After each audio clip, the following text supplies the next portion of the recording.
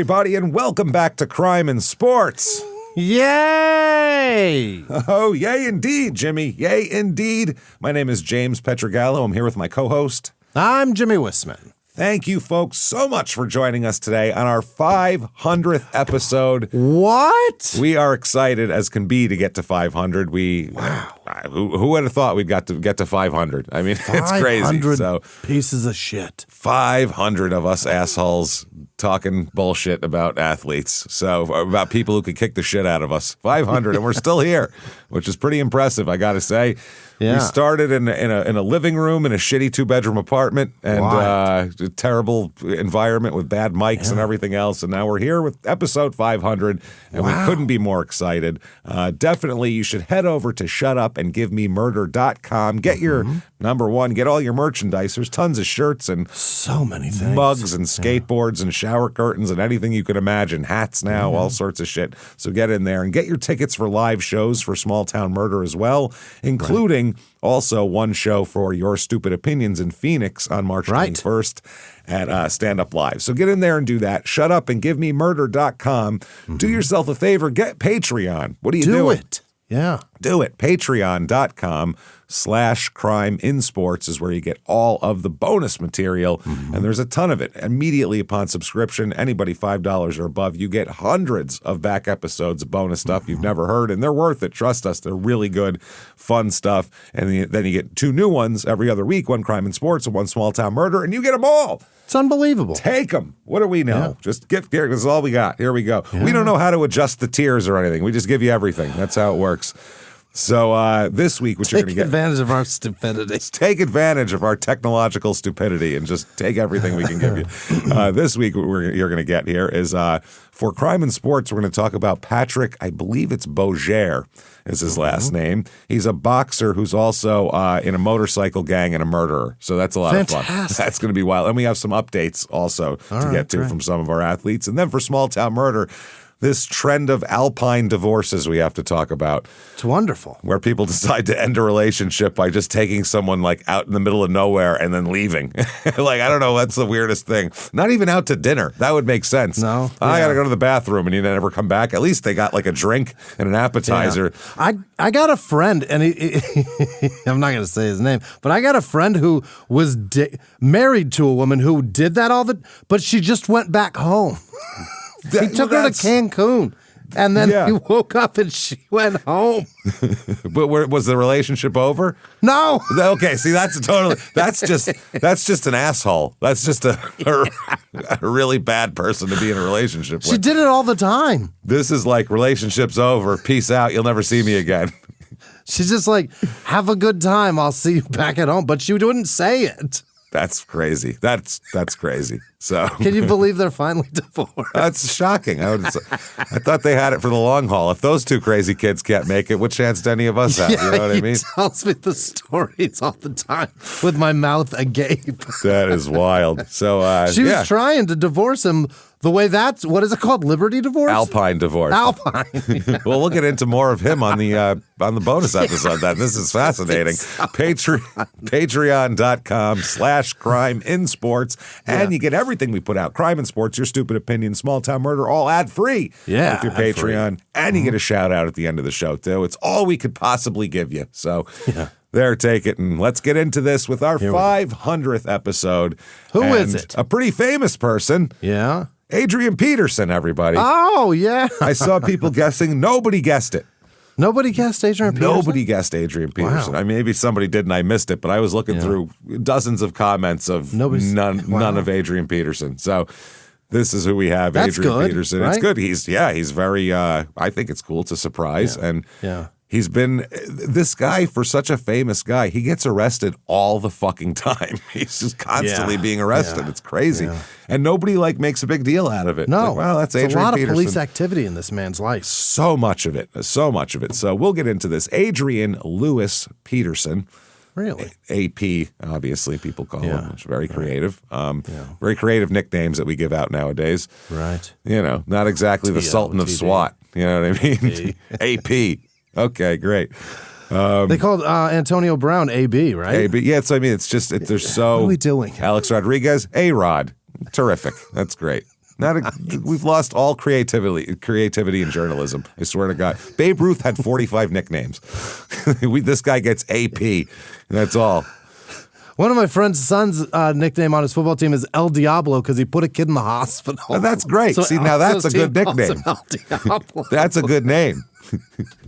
You can call him like the pediatric bone crusher or something like that's funny. There's a lot of names, you could use for a kid like that. He trucked I think he's a junior or a sophomore. He trucked a freshman starting quarterback and he put him in the hospital. And his grandma is some kid who weighs 118 pounds. A child. And he's the biggest kid on their team. A fucking child that weighs 118 pounds. And he trucked him. And then everybody celebrated. Think about that. That's hilarious. El Diablo's grandmother was in the stands, and she's got a little case of dementia. She stood up and was cheering, "You killed him." That sounds a lot like what my grandmother would have done. Clapping, Jake. Yeah, not scared. Excited. Yay, Yay, you've murdered a child. Yay. It's the greatest story I've ever heard. Take that to math class, asshole. That is amazing. I love that story. That's awesome. It's amazing. So, Adrian Peterson, born March 21st. He's got a birthday coming up here. 1985. Mm-hmm. I don't know why he seems older to me, but he's only 40. That much younger than me? Yeah. God, he is. He's younger than us. He seems older, though, for some reason. He just turned 40. Just turned 40? Oh, well, no, he'll be 40 this month. He'll be 41 this month. Yeah, all right. So, yeah, he's been 40 for a while now. A year, but you know what I mean? He just turned 40. He's not the he actual should be 50. age, but you're saying as in terms of decades, to round to decades. He's only 40. Yeah, he's born in Palestine, Texas. Mm-hmm. Which I didn't know they had a Palestine in Texas, but why not? What the hell? I'm not getting into that. They have a gun barrel city, so anything's possible down there. Yeah. We got he's 6'1", 220, big cat, big dude, not a guy you'd want to tackle really. No. With here. guys, holy fuck! Oh, just a big son of a bitch, and we're talking. He's an NFL MVP. He's Offensive Player of the Year. He's All Pro. He's Pro Bowl. This guy is not a marginal player. He's an all-time. He's an all-time leading rusher, top 10. Yeah, he's an all-time great. Like he might be. It's hard to keep him out of the top 10. No. I mean, in yardage, I think he is. I think he is in top 10. I'm just talking about because yardage is not a great measure for how great a running back is. It can be, but it's. I mean, he was playing against the Packers, Bears, and Lions. That's pretty impressive. I'm just saying, like, it's hard to keep him. He's got almost 15,000 career rushing yards, 14,918, which is wild. He's definitely in the top 10 there. But I mean, it's hard to keep him out of the top 10 running backs discussion. Of all time. Yeah. Of all time. It's difficult. I mean, I'm trying to. I mean, if we're going to put OJ in there, we can certainly put him in there. Oh, I don't care about, criminality aside. I'm talking about skill. And OJ's probably makes the list here. If you go through Barry Sanders, fucking Walter Payton, Jim Brown, you got to put those three in the top three. Sure. In any order, really. And then OJ and Adrian and Emmitt Smith are all there. You don't like Emmitt? It's hard to put Emmitt in the top 10. It really is. He was dominant for so long. His team was dominant. He wasn't dominant though. If you put him on the line, switch him and Barry Sanders. How many yards does Emmitt Smith have? God, Barry has 5 rings. Barry has 5,000 yards more than anybody else, and Emmitt played in the league 4 years before his knee problems fucking made him a backup probably. And I mean, that might be unpopular, but there's nothing about him that's especially skillful or that you can say he does this better than anybody. Bo Jackson is certainly there too. Bo. I mean, Bo. Yeah, I mean, you can put Bo amazing. in there. You can put Bo in there. I mean, Bo. Thurman Thomas too. Thurman, very versatile, but him, I look at to me, Marshall Faulk is Thurman Thomas. Marshall Faulk, You know what I mean? Like Absolutely. a guy like that. Or even a guy like Danian Tomlinson. And then what do you do with a guy like Curtis Martin, who just has a lot of... He was great too, but he played for the Jets, so he got fucked. Yeah. He's got a lot of yards, but again, he's a guy that's he was on New England for a long time too. If you put him somewhere else, I don't know.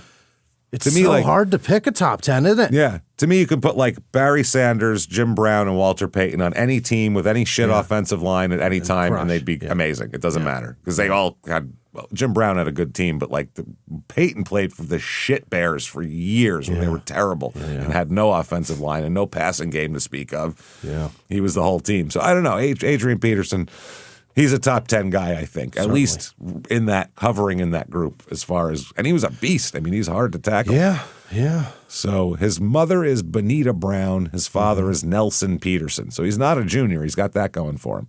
No. That's good. Good for him. He's got an older brother named Brian. He's the nephew of the former NFL running back Ivory Lee Brown. He played, yes. Ivory Lee played for the Phoenix Cardinals. Oh, no shit. Yes, he did. Yeah, I remember Ivy Lee Brown. I just remember his football card. He only played a couple of years then, huh? Yeah, I can remember his like pro set football card for some reason. Yeah. That's the only thing I remember of him, though. I don't remember that name at all. This is his football card, yeah. So that's so he's got running back, blood. Whatever, blood, yeah, I guess you could call it there. He also was in the World Football League, Ivory Lee, for the San Antonio Riders. Now, Adrian has a shitload of kids, as we'll talk about, too. Yeah. He's got 6 kids.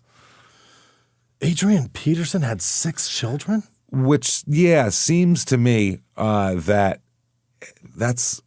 Are they all the same same wife? We'll find out here as we go through it. But it can't be, right? It seems like, from what I've heard of him, patience isn't his number one virtue with the children, Adrian. No. Just from what I understand. Yeah. From what I've heard. So that's interesting. Now, his mother was a 3-time Texas All-State sprinter at Westwood High School. So, yeah, not too bad there. He comes from athletic stock. She was a scholarship sprinter and long jumper at the University of Houston as well. All right. So we're talking a real athlete, his mom was. Excellent, which is pretty impressive, honestly, here. Now, his father, though, Nelson, was a McDonald's All-American out of high school before attending Idaho State. He had a tryout with the Philadelphia 76ers. Nice. So, I mean, his dad, borderline pros were looking at him. Yeah. Professional basketball player. No, that's what I mean. That's pretty impressive athletic stock to come from. If you put those two people together, they make Adrian Peterson. Yeah. So his dad, though, Jesus Christ, before his tryout with the 76ers, it's not even like he got the tryout and didn't quite make it. That would have been something. No, he was back home in Houston, and his brother was cleaning a gun and shot Nelson in the thigh. Shot him in the thigh. Before the 76ers got to look at him? Never played basketball again. Oh, my God. I'd be furious. I would be. He'd still have the gun, and I'd be trying to choke him to death as I bled out from my femoral artery. I'd be like, you son of a bitch bastard. I'll kill you. I'll fucking kill you. You better destroyed my life. You better not let me get a hold of that gun, I swear to God. Holy shit. That's horrible. But Nelson Peterson was a standout shooting guard for Idaho State, but good Lord, he got shot. That's crazy. Wow. So apparently Bonita and Nelson, they definitely believed in beating the shit out of their kids. That is corporal punishment is in this house. Big deal. I mean, and they're in like Texas in the fucking 70s too. So. Near Houston. Yeah, there's a lot going on because Adrian was born in 16, or what was he born in? 66. No, 70, 70, 84. Jesus Christ, yeah. He's born in 85. Sorry. 85, yeah. So that's a little late to be beating the shit out of your kids.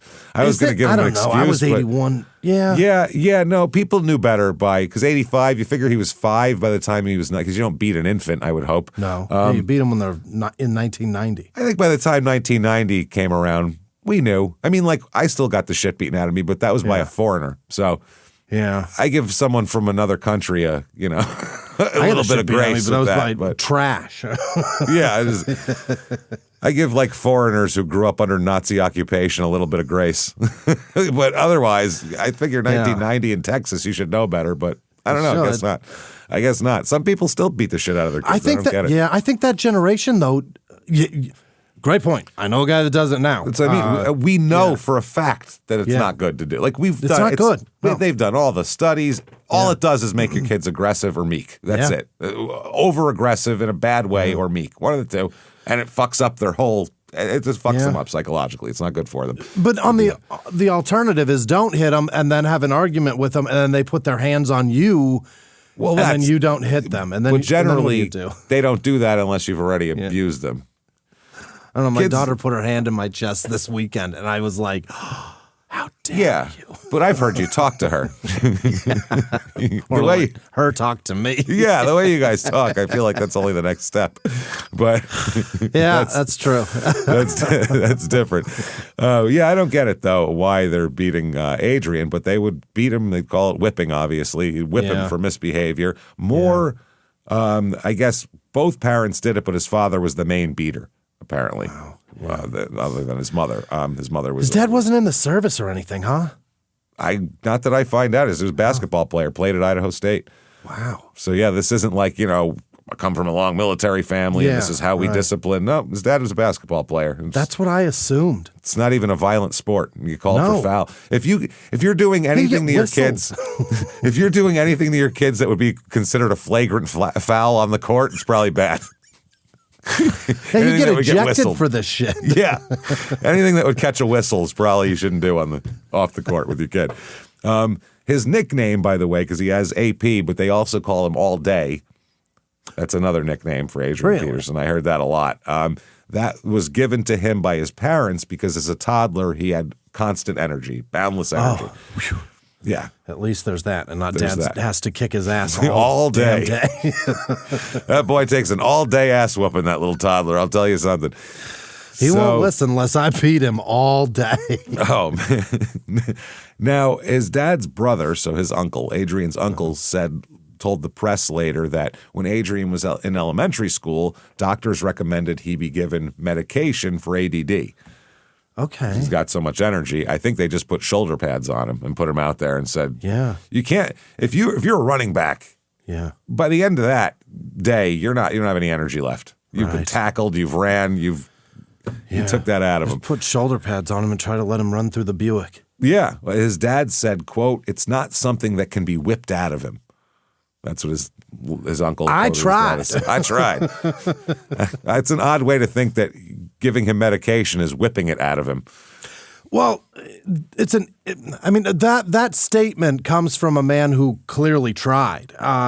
Just because a kid is excitable doesn't mean you can. Beating that does not calm that kid down. No, not at all. No. Now he has energy and he's angry and violent. That's all. Now he's got all the energy to cry. Yeah, now you're the 500th episode of Crime and Sports is what that creates. That creates this environment where you're that out of a child. Made fun of by two idiots for a 2-part episode of multiple hours. It's not good. So they said that this particular relative told the newspaper that Adrian Peterson's dad would use a belt or a switch for the beatings. Yeah. So this is even with an object, which is like the next a weapon. Yeah, if you go to a psychiatrist and they say your parents beat you and they go to hit you with a weapon, do they hit you with an object? That's the main. That's the line of abuse is close fist, obviously too. But was this a smack on the ass or were you hit with an object? That is the step up from an object. Yeah, that would be. So they said he would do that. A notorious beating, this article calls it, came outside of his middle school because Adrian had been disruptive in class. One of his coaches in the Pee Wee League was his father, who benched him when he got an F in one of his classes, which that's good. He should do that. That's a good punishment. That's a good punishment. You like playing? Well, you ain't going to do it if you don't fucking do your schoolwork. The beatings from his father stopped when Adrian was a teen. You would think probably because, his thighs are the sides of a fucking telephone pole and you don't want to fuck with that kid. But no, it's because his dad was busted for money laundering for a crack ring. Ha! Second my dad got out, I would beat the living shit out of him. How fucking dare you discipline me for... Yeah. What, did I spill some shit on the carpet? You're laundering money for crack dealers. Fuck you. My dad would have an ass whooping waiting for him when he got out. You better hope you stay in there, motherfucker. I'd be sending him letters. As soon as I see you, it's on. You better hope this is strike-free. Yeah. I've been saving up switches for you. They're all piled up in the backyard. Every day I get one that you're gone. Every spring, I got a new one. I got a new one. Just with I carve your name into it. It's very nice. I temper it in the heat. That way it won't break. It's real good. He spent 8 years in prison. Golly. That's a lot of fucking prison, man. When did he go in? When he was in his teenage years? Yeah, apparently when he was a teenager. So that's when terrible. The beating stopped at that point. Now, we will say this too. In Texas, this is, for some reason, medical research, psychological things. None of this has filtered its way down to Texas somehow. I don't know how they fucking... I know they want a border wall, but they have a wall around science too that they're not allowed to get to, and like logic and things like of that nature down there as well. And it's legal to beat your kids in Texas, by the way. What? It's legal for teachers to beat your kids in Texas. Do you know that? Still? Absolutely. It is still legal for a teacher to write a beat note? your fucking kid in class. That is not an illegal activity. That seems interesting. wrong. That seems wrong. I get that back in the day, I've told the story of my grandfather in second grade going to the teacher and going, if he gives you any trouble, feel free to smack him around. Right. And everyone was horrified. And that was 1983 or something, 1984. And it was like, Jesus Christ. Apparently in Texas, that was considered normal. I don't know. And in my family, it's an Italian family. Everybody beats the shit out of each other when I was little. You know what I mean? So it's like kids get beat. I wonder, are there laws against corporal punishment in schools specifically? Or can you, as a parent, sign a note anywhere? Not anywhere. No, I've seen the map with the states. In a lot of places. I'm sure I could guess the states. Picture the map, and then picture which colors are which ones of who's allowed to beat the shit out of the kids. Beatable states. Of strangers are allowed to beat your kids, and strangers aren't allowed to beat your kids. I'm sure, you can guess. I'm sure New England, Colorado. Anyone's getting pissed right now. You know exactly what I'm talking about, so don't get pissed. Yeah. If you're in favor of it or not, you get what I'm talking about. Yeah. You know what the fuck's going on here. So anyway, that's what's going on here. Basically, the practice is legal as long as the recipient doesn't need medical attention. So you can beat your kid to a point. Okay. And then, if they need medical intervention, if you break bones or something, then it's, hey, we got to have a little talk. Deep lacerations. Yeah. Ease up a little bit. Beat them a little less hard. Take it easy on the temper. Yeah. They also said that one guy said he and Adrian Peterson got paddlings by their school team's defensive coordinator. Oh, what? Which, if you couldn't make football any more gay, you just somehow made it even more gay. You've just somehow... Just touch each other's dicks, please. Just do it and get it over with, because I'm so fucking sick of this gayness, this Paddling, overwhelming gayness that you guys spanking, flogging, whichever way you want to call it. That is a kink. That's a kink, exactly, that you're doing with strapping teenage boys. Yeah, gross. Jesus Christ. Fucking gross. The one guy said, you would bend over and brace yourself. Bend over. We know. Yeah. That's what I'm saying. And however many licks had been assigned to you, bend over and take your licks. There's nothing. Yeah, that's because we're so. Come on, guys. Licks. There's so many awful words. It's just awful. This guy said you were not able to sit down for a few hours afterwards. Ooh. The coach who would do that, Booker Bowie, he's since retired, thankfully, and now runs his own barbecue business where he just beats the shit out of pigs instead. Yeah. He beats them to death. That's how they paddle them. Now it's called tenderizing. Yeah, exactly. He called it tough love. Wow. All right. That's just, if you're not smart enough to mentally figure out how to change a child's behavior, you probably aren't smart enough to have kids, I'm going to say. No. If your only recourse is, I'm so mad I beat child, you're too dumb for kids. You're too fucking dumb.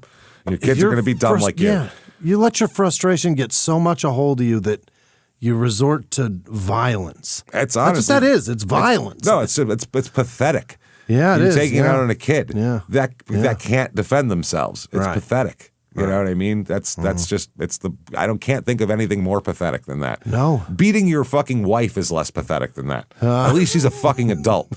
You know what I mean? It's Let's less not pathetic. split hairs there. Oh, I'm going to split hairs. If you gave me somebody that smacks his wife or smacks his kid, and you go, who's a fucking worse person? It's close, but kid beater is worse. At least wife can get in her car and fucking drive away or pick up a goddamn knife and stab the guy if she wants to. There's some recourse possible. She can go seek help. A kid can do nothing for themselves. Yeah. And that's the least funny thing you've ever said that makes me laugh. Because it's true. That's why. You're the fucking son for a kid, and you're beating them. Are you kidding me? That's pathetic and fucking gross. And it's your job to protect that child. Now you're doing. It's like that fucking monkey that keeps getting drug around the fucking cage. That's so sad. It's fucking sad. How do you see that and not have fucking tears well up? It's horrible. If you're a kid, your parents are solid ground, and if they start hitting you now, you turn to quicksand all of a sudden. Now you can't trust anything, and that's why you turn into a person who doesn't trust anybody. And there's a fucking asshole, and goes on social media and says dumb shit, and every asshole that you talk to online could be traced back to a lot of them could be traced back to this type of shit. Yeah. So this is who is this here? Okay, this is Adrian. All right. He says, when I was about 8, we lived in Dallas. One day, my brother Brian, he was 9, and my best friend was riding his bike with a buddy by a little field where I was playing football. This dude, a drunken driver, just hit him. I have a hard time talking about it, Adrian says. That's heavy. He saw it? Well, yeah, he's going to describe it, too. He said he kind of flew up in the air a little bit. Ugh. Yeah. I saw the whole thing happen about 5 feet from where we were. It was crazy, man, crazy. I ran to him, got on my knees, and kind of picked up his head and put it in my thigh. I said his name, but he didn't respond at all. He was brain dead. Wow. Jesus. Later, I had a chance to say goodbye. I was there when they took him off life support. That's fucking horrible. That's traumatic. That's some trauma. Well, that'll make you angry. Saw it happen. That's horrific. Saw for a kid. A dead body. Yeah, that's absolutely fucking horrific, man. So he said, losing him, actually seeing him get killed right there in front of me, made me a stronger person. All right. I mean, eventually, I guess, in hindsight. My mom cried every night. Every night. Honest to God, she cried for a year. My mom and dad had split by then. Well, he was in prison, so yeah. So I had to sit there, comfort her, and be strong and not show my tears, even though I was hurting as much as she was. So he's saying he became the man of the house at that point here. He said, I ran down there. I held my hand under him. I was calling his name, but he wasn't responding. So I ran to my aunt's house and told her what happened. And it was 2 days later they pulled him off life support. Yeah. They were only 11 months apart, too, which is really pretty goddamn close for brothers. That's under a year is very, very close. Yeah. Adrian's mother said everything they would do together. Brian was the speedster of the family. They're saying they always running everywhere. Brian was faster. He's a year older. So that's tough, man. Benita said, I was a young mom, and it was a devastating time for me. And I know it was only by the grace of God that got me through. If the devil would have had his way, I would have been some sodomite now. Oh, for fuck's sake. Oh, for heaven's sake. Jesus Christ. These fucking superstitious, insane people. Okay. But God saw fit for me to overcome that and what happened to my son. That's the thing. I get this because you got to turn to something when this happens. The whole sodomite thing, you're going a little far. But I understand you're looking for solace, so I would get whatever makes you feel better at that point. Man. But that's where it starts, and that it gets extreme after. Oh, yeah. Yeah, I think I would have been a sodomite by now. She's already gone past the extreme threshold, I would say so, into that territory. She says, it seemed like he grew up a lot quicker than normal, and that's a lot on a 7-year-old kid, but it seemed like it was motivation for him. Adrian said, I could never beat him running or anything. I was bigger than him. We had different dads, but athletic-wise, I looked up to him. So that's one thing I wanted to pattern myself by, to be like my brother. I run for him. Yeah. All right. Now, Adrian Peterson's stepfather was going to be a pastor at a Baptist church in East Texas. Holy shit. An East Texas Baptist church. They're real forgiving and kind in there, too. There's no fire and brimstone and Jesus Christ. When he was growing up, he attended his stepfather's Cedar Branch Missionary Baptist Church in Grapeland. And he said his concept of negative and positive thinking is rooted in biblical language of good and evil. Sure. Adrian says, I got to give him an in their own words for this because it's so fucking stupid. This is why we do this show right here. Yeah. People say dumb shit and it's all recorded. Okay. In their own words, quote, the devil is always at work. Sure is. He's going to shoot those darts no matter what. I feel like a lot of people, they give up when the devil is shooting those thoughts and stuff in their mind. He alters what God has planned for them. They're never able to get back on track and refocus on things. So in that instance, the devil kind of won. Does he have a dart gun? I didn't know that. This is, now he's sitting there with a dart gun. This is all just so ridiculous. I'm sorry. It's just, I get some people are religious and that's fine. When you start talking about the devils and all that, you're just crazy at that point. You start arming him with some wild shit. You're not spiritual. You're just making up insane. It's hallucinogenic. It's fucking crazy. Yeah. If someone said anything, replace the word devil with anything else in there. You'd put him in a fucking room and lock the door.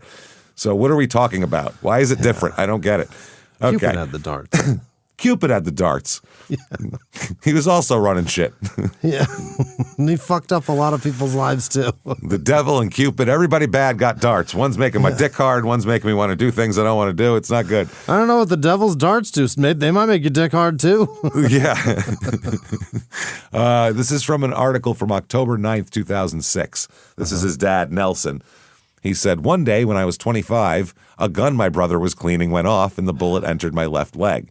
Then I had to battle for 3 years to save it from a staph infection. Jesus Christ. Oh, God. After going from hospital to hospital, I finally agreed to an experimental treatment in Galveston. Basically, I was a guinea pig. They saved my leg, but they couldn't save my athletic career. The infection had eaten up the muscles.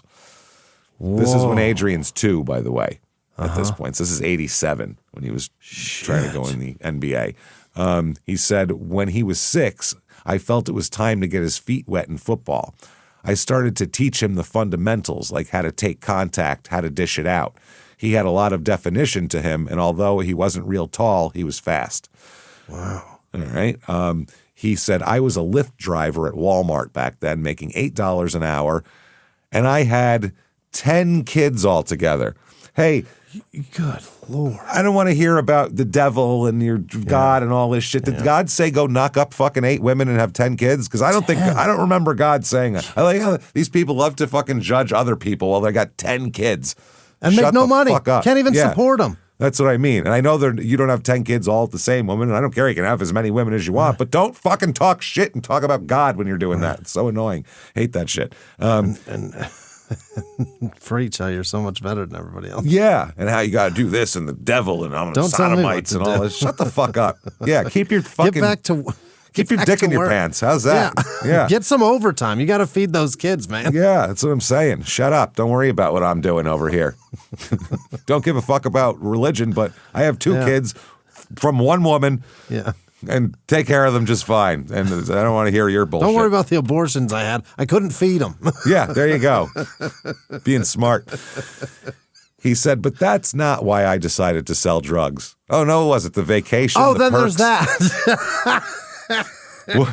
What was it about the lucrative world of drug dealing that made you go there if it wasn't to feed your 10 kids? That's the only excuse I'll take for that, by the way. Well, I had 10 kids. I need to feed them. All right, well, you got to feed your kids. Oh, yeah. Also, I went to prison for 8 years because I couldn't take care of all these kids that I made. Jesus. You probably went to prison on purpose with 10 kids around. For a vacation. Wait till these motherfuckers are 18. Can't take it anymore, man. He said, I think maybe I was still devastated by my injury. Maybe I had a sense of entitlement and thought I should have played professional ball and lived a certain lifestyle. Mm-hmm. Yeah, because if you're a college basketball star, too, you've been put on a different pedestal, and then they're like, take these boxes and move them over there. Right. He's had a taste of the good life, James. Somebody took him to a very nice dinner one night. Yep. And he was like, and now they're like, move that box of sneakers for us. Move that box of cheap sneakers for us, please. Fill out this W-2. You're paid first and 15th. Fuck, that's brutal. He said, that dream was taken away from me by that shooting incident. I got to a fork in the road with an opportunity to turn right to go back to school to finish my degree, go on as a productive person. But instead of making that right, I made a left, and that turn led me to destruction and 8 years of prison. He said, the first time I sold crack was in Palestine, Texas. I think it was for $50. It doesn't take a rocket scientist to sell drugs. It's just supply and demand. The demand was there, and I supplied it. It's not something I was proud of. He said, there's an image of a drug dealer, all the gold, a ring on every hand, hanging out on the corner, drinking and partying all the time. I wasn't like that. Drugs were being sold, but I was still on at Walmart from 7 to 3:30 every day. When I was arrested, I had $1 million, maybe $1.5 million. I had several houses, real estate, accounts in different places. How many cars? More than I needed. Whoa. Yeah, well, Eric, that's something. He was very successful at crack deals. He's excellent at it. He's the best. August 7th, 1998, he said, I'll never forget the date. The day before, I'd brought Adrian back from a trip we'd taken to Orlando. Bonita and I were separated at the time. The feds came, and I wasn't at my house. They kicked down the door. My sister paged me to tell me, man, I think my stomach might have broke my big toe. It dropped, I guess that means hard. Real Wow. fast. I never heard that little idiom before. Never. But interesting. He said, look, I did wrong. And anytime you do something wrong, and I've taught Adrian this, you've got to face it. I turned myself in the following day. Later, I pleaded guilty to money laundering from drug proceeds, which carries a longer sentence than basic money laundering. He said, not too long after I turned myself in, Adrian came to visit at the Smith County Jail in Tyler, Texas. One of the most difficult things I ever had to do was tell him and my daughter, Nelsha, she was about 5 at the time, what Daddy had done and what I was facing. You're on one side of the glass, they're on the other. Adrian picked up the phone, and all I could say was, I'm sorry. Adrian and I, we have a special bond.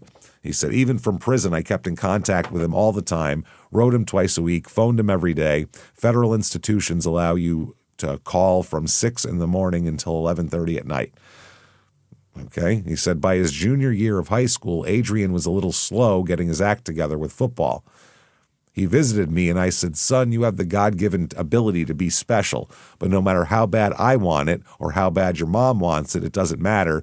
You have to want it for yourself. Right. He looked at me and said, Daddy, I'm ready for you to come home. I said, it won't be much longer, but I need you to step up. I need you to love the game.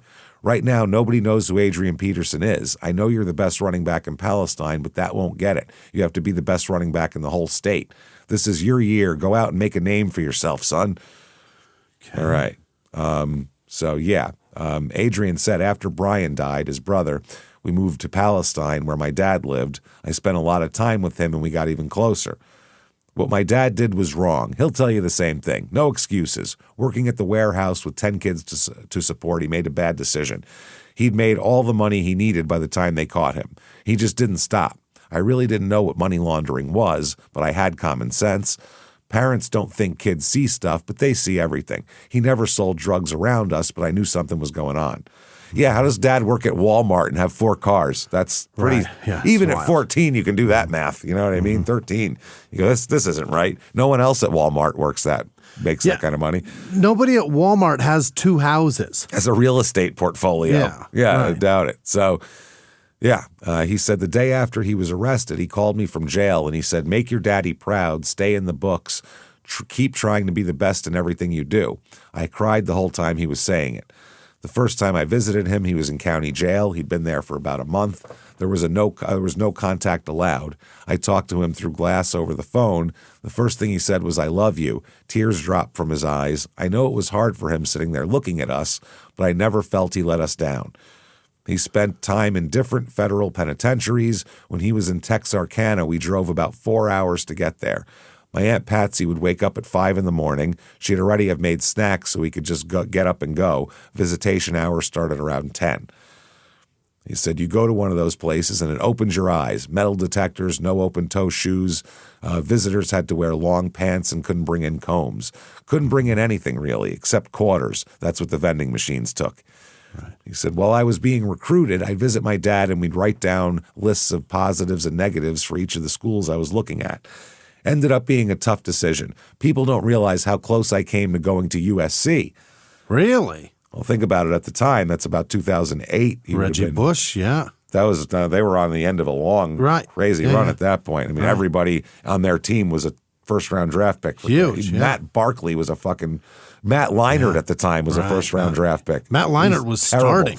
Yeah, he was fucking terrible, and he chose an 11th overall or something. Yeah. So that's saying something. He said when it was time to choose, he and I both wrote our picks on a piece of paper and folded them up. Okay, let me see yours, he said, and I showed him. University of Oklahoma. Let me see yours, I said. He handed me his piece of paper. Whatever decision you make, I'll be happy, is what he said. His dad. In University of Oklahoma. I think that's where he went. I thought he went He did. Yes, he did. That's right. Yeah. So he was a three-sport athlete in high school, by the way. Football, basketball, and track. They're always in track also is the second thing. But football was his best sport. He's only 6'1", so basketball, you better be pretty goddamn quick if you're going to be 6'1" and have anything going on in basketball. During his sophomore year, he was not eligible to play for the Palestine High School varsity team. But his junior season, he ended up with 2,051 yards on 246 carries. That's 8.3 yards a carry. I was going to say that's about 10 yards a carry. That's almost a first down every single time. Yeah, if you give it to him 3 times, you will assuredly have a first down by any stretch. You need two every time. If you have 3 times to give it to him before you have to punt, you're definitely getting a first down. You don't even bother doing anything else. And 22 touchdowns. He started to attract the attention of Division I recruiters, and he started realizing that he might have to make some choices of where he wants to go. As a senior in 2003, I said 2008, I meant 2003.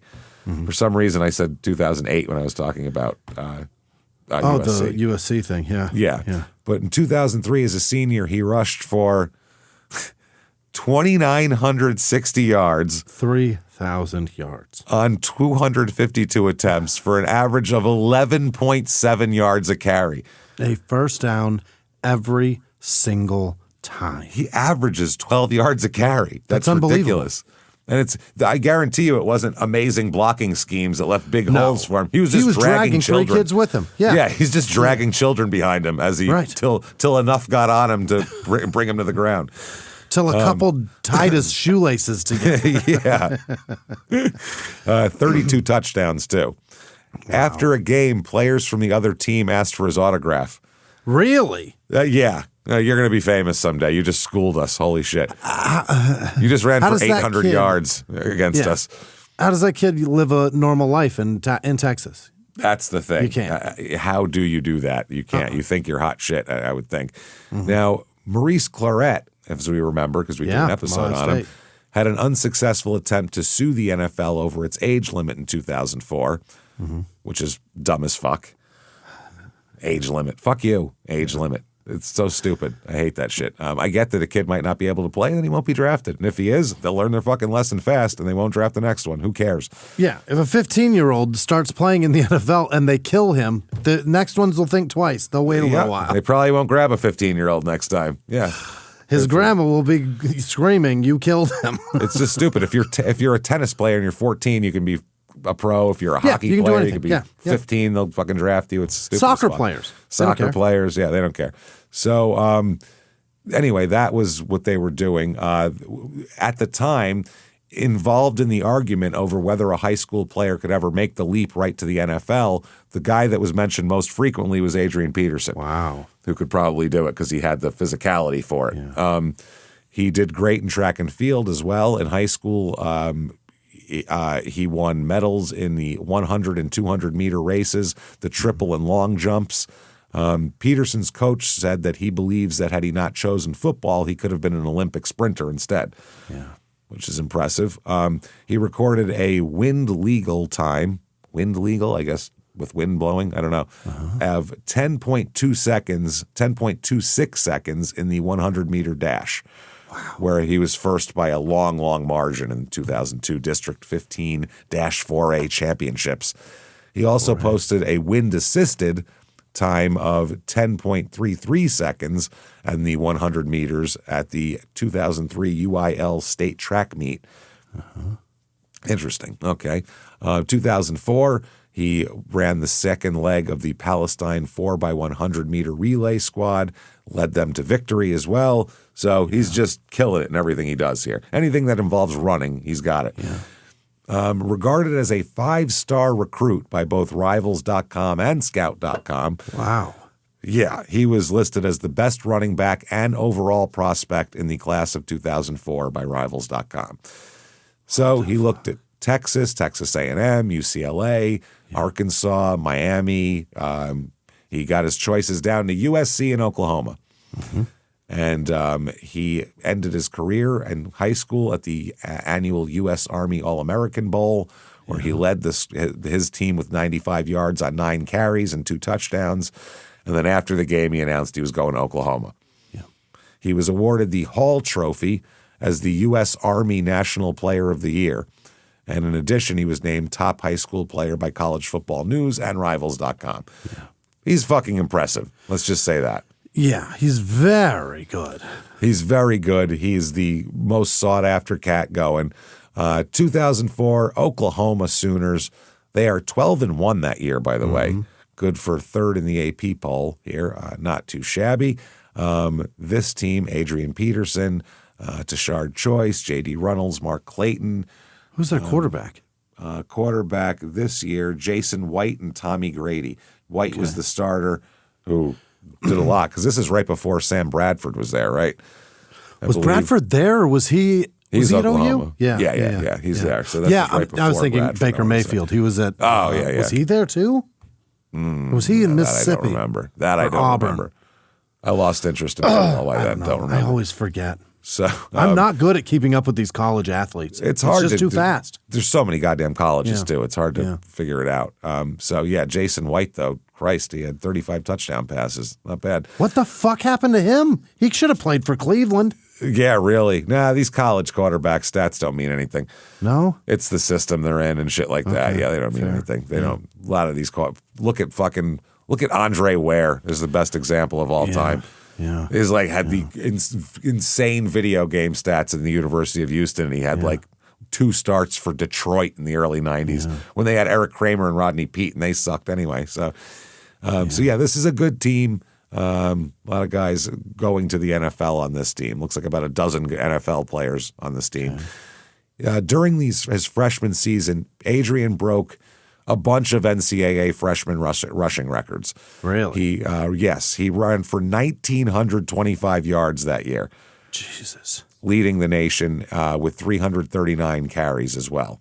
And that's the most ever in college? For a freshman. Yeah. 1,925 was a conference leading anyway, but for freshmen, it was a record. In each of the first 9 games of the season, he rushed for more than 100 yards, which was a freshman record. He rushed for 100 yards in the season opener against Bowling Green, and 183, Jesus Christ, 117, 183, 146, 225 against Texas. God damn. That's the big rivalry game. Yeah. So he could have been king of Oklahoma at that point. The amount of Boomer Sooner being screamed that day. The amount of terrible accented fucking vagina he got after that. My God. With that piercing, peel the paint off the walls accent they got there. Wow. Against Oklahoma State, he had an 80-yard touchdown run and rushed for 161 yards in the third quarter. Wow. Finishing with 249 yards. He had dislocated his shoulder in the first half of a game against Texas A&M, but managed to still run for 101 yards and a touchdown. After it, yeah, which is crazy. Played the second half and everything else. His streak got broken because he saw very little action against Nebraska because of his shoulder injury, but he still had 58 yards. Against Baylor, he ran for 240 yards and 3 touchdowns. It's a lot. Despite his records-breaking season, he finished second in the Heisman voting. He was up for a Heisman as a freshman. Whoa. You know who he was second to? No. Matt Leinart. Is that right? Absolutely. Yep. Who had a better career? Unbelievable. Well, who's done less time in the joint, I would say. Yeah, but Matt Leinart probably made a pretty good amount of money. Oh, he was a quarterback, and he stuck around as a backup for a little while too, which he made himself some dough, I'm sure. Yeah, And I then think he stayed in the league for quite some time, too. That's only what he made at USC. And then think about the NFL, too. Right. Oh, my God, where they could pay you above the board there. He was a finalist for the Doak Walker Award and the first Oklahoma freshman recognized as a first-team Associated Press All-American. Mm-hmm. He also contributed to a perfect regular season in the next season, as we'll talk about. It's a pretty big deal here. USC, I guess, we'll talk about 2005 in a minute. Mm-hmm. That's the BCS championship game that we'll talk about there. But Adrian Peterson, he killed it. He did pretty well. The Heisman Trophy finalist, he got 154 first-place votes. Matt Leinart got 267. Wow. So, yeah, not bad. That's about the money he made in the NFL, actually. He didn't make any money. Leinart? Yeah. Yeah, he wasn't a top 5 pick, and then he's gotten $12 million for TV, and he made $13 million from the NFL. Not bad, Jesus Christ. That's for a guy that's done what he's done in the NFL. That's pretty fucking great money. Yeah, not bad. Dick. So in this season as well, they go to the BCS National Championship game. The 2005 Orange Bowl game against USC, and USC had apparently reconstituted their defense just to stop Adrian Peterson. Wow. And they limited him to 82 yards on 25 carries, and they won 55-19 over Oklahoma. Okay. And after the season, he had surgery on his left shoulder also. 55-19 is a drubbing. That's a beating. That's an ass whooping. Yeah. 2005 Oklahoma Sooners are 8-4, so not great this year here. They lose their quarterback, and they have Rhett Bomar as their starting quarterback. What the fuck happened to him? Rhett Bomar. Jesus. He only had 2,018 yards and 10 touchdowns that year. That's what happened to him. Not terrific. 2,000 yards? 2,000 yards passing, which isn't that many. Oh, yeah, that's not good. It's not that much. It's about 200 yards a game in that ballpark there. But this year, his playing time was limited by a broken foot, Adrian Peterson. Okay. He started off the season with 63 rushing yards and a touchdown in a 17-10 loss to TCU. The next game, he had 220 yards and 3 touchdowns, and then injured his ankle in the first Big 12 conference game of the season against Kansas State. He missed time in about 4 games, but still ended up with 1,208 yards and 14 touchdowns. Not bad. Which is not bad at all. 5 yards a carry, too, so that's pretty good. 2008, Oklahoma's 11-3. Yeah. Different quarterbacks again. Paul Thompson is now their starter. All right. Exactly. So no Rhett Bomar? No. The other thing, too, they don't really need a quarterback that much. They have this guy. No, you just need a guy that says hike and hand. Could hand it off and dump it off to him once in a while. So he did very well. He says about his dad, quote, this is Adrian, he'd watch my OU games in prison and call and say stuff like, that was a pretty nice run, but you cut on your inside foot and you need to stiff arm more. He was always trying to make me better. Be like, well, you need to not be in prison right now, asshole. How about that? How about you need to not keep a bunch of crack at your house and leave a paper trail of your money laundering. How's that sound?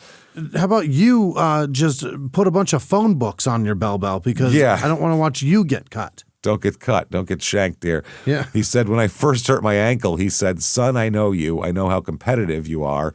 You're going to play, but you can't. You're going to try to play, but you can't. Sit out and heal. He was right. Mentally, I wanted to get it done, but I couldn't do it physically. Now here it is, almost time for us to be together again, to catch up on lost time and for him to see me play. With him at a halfway house in Oklahoma City, we get to see each other. I take him to the 5th Street Baptist Church on Sundays, but I can't wait to see him on a Saturday. The time he's been gone seems longer than 8 years and a month. This is my junior year already. Just thinking about him finally being able to look over and see his face on the sideline. There's no telling what I'm going to do. I know I'll be pumped up, man. I'll want to run wild. Wow. So he was released from prison during the 2006 football season and was able to watch his son against Iowa State on October 14th, where Oklahoma defeated Iowa State. But Peterson broke his collarbone on the last final drive of the game when he dove into the end zone on a 53-yard touchdown run. why would he do celebrating, right? Yep, Just yep. showboating. Yep. He said he was told by doctors to be out for 4 to 6 weeks. Yeah. And but he only needed 150 yards to pass Billy Sims as the University of Oklahoma's all-time leading rusher. Oh, I'll be playing. But he was unable to return for the rest of the regular season. He missed 7 games altogether. Whoops. So that's tough here. So he wouldn't talk about what his plans were beyond the end of the season with the press. They'd ask him, "Are you going to stay? Are you going to go? What are you doing?" And he said, "I don't know. Don't know, man. Just not sure. Not positive." Yeah.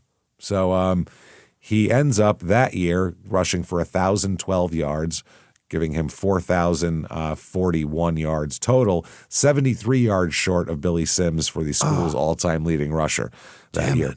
And that was only in 3 years, though. Yeah. So if he played another year, he would have obviously blown it out of the water. Yeah. But he decided not to play another year, and instead he's going to the NFL, he announces on January 17th. Absolutely. It's the time. He calls it a business decision. He says it's better than selling crack. Yeah. That's what he said. No, he said, "In the end, I just realized that this is a business decision and that it is time for me to take the next step." He said, "It wasn't easy. I haven't been sleeping much. I just put it all in God's hands." And also thought about the money, Yeah. Put it all in God's and my agent's hands. He just said in one breath it was a business decision, and then the next breath it was all in God's hands. So is it a business decision, or did God decide this for you? Did Jesus take the wheel, or did your banker take the wheel? Yeah. Which one? What are we doing? So he said after that, Peterson's final carry in an Oklahoma uniform was a 25-yard run that put the Sooners ahead 42-35 on the opening play of overtime in the Fiesta Bowl. Oh. He opted not to hold a news conference to announce his decision, but said in the statement he considered his relationships with teammates as a reason to stay in Oklahoma. He said his parents and Sooners coach Bob Stoops were among people that were advising him. He said, "The last few days have been stressful. I've been pondering a lot of things and looking at it from all the angles, weighing the good and the bad." He said there were some things that we didn't accomplish. I really didn't do all the things I set out to do.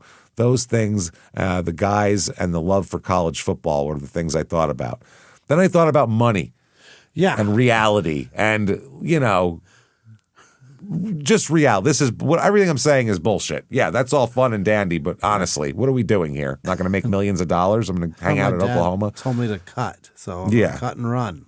That's what I'm doing.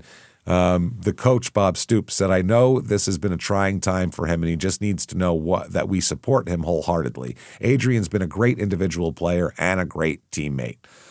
Okay, here we go. February 27, 2007, so a month after this. According to FoxSports.com at the time, Adrian's half-brother was shot and killed this day. Oh, my God. Yeah, hours before he worked out at the Combine. One of his dad's 8 children? 10 children? 10 children. There's a lot. I mean, but one of them did. He was shot multiple times, and that was that. Peterson continued with it. I think so. Yeah. Peterson continued with his workout because he was like, which one was that again? Yeah, I don't know. I don't know that guy. I don't remember him very much. He ran a 4.3840 and had a 38.5-inch vertical leap. Wow. He was expected, they're saying in this article, expected to go as high as number 3 in the draft. Yeah. Now, coming into the league, he was known as an upright runner, possessing a rare combination of speed, strength, agility, and size. And he really does. He's got all those things. He looks incredible. If you were to build a running back in a lab, you'd go, there it is, 6'1", His neck, 220. Too, is so thick. Big neck, big thighs, busting through people. I mean, and fucking speed and everything else. And he's aggressive in his running style. A lot of people compare him, and his style of upright is kind of Eric Dickerson-esque. Sure. They say Walter Payton. I don't see that at all in him, really. Payton was a different type of guy. Gale Sayers, who was all speed and grace. I don't see that at all. OJ is a decent comparison, actually. Yeah. OJ he had that breakaway speed and would also knock motherfuckers down. Yeah. And Franco Harris, too, kind of Franco Harris with better speed. Yeah, and not afraid to get hit. and Jim Brown, which is a pretty nice compliment also. Sure. So, I mean, that's not a bad group to be compared to. He's kind of like O.J., Franco Harris, Walter Payton, and Eric Dickerson mixed into one. Like, oh, all right, well. Oh. Sounds good, I guess. What a terrible combination. Yeah, sounds awful. Anybody else you want to put in there? Yeah. It's also a little like Gandhi and, and Barry Sanders, He's mix it in clearly going to be one of the worst players ever. Yeah. Apparently his durability was a thought for at least two teams in their draft analysis. Yeah. They thought maybe he would be if those guys played in this league today, they would get hit so hard. Who knows what they become at the league that Adrian's entering. Yeah, that's true. That's true. I don't know though, because they were allowed to take cheap shots at you back then. There's that too, and in the pile they're gouging and spitting. Yeah, it was a lot different. Yeah. Guys aren't trying to kill each other now as they really were back then. Like Walter Payton never missed a game. Right. What running back? That's insane. I don't care what area you played in, and he played on turf and that shit. Fucking concrete turf, not grassy turf like they have now. Right. Concrete with carpet on it.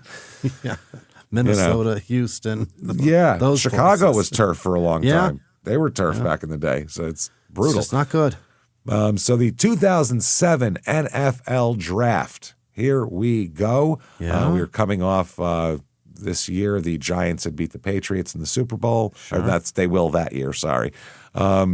Anyway, this year, the MVP will be Tom Brady, of course. The rushing leader will be LaDainian Tomlinson. Yeah. Let's see. Number 1 overall pick, 2007 NFL Draft, Jimmy. Is it Cleveland?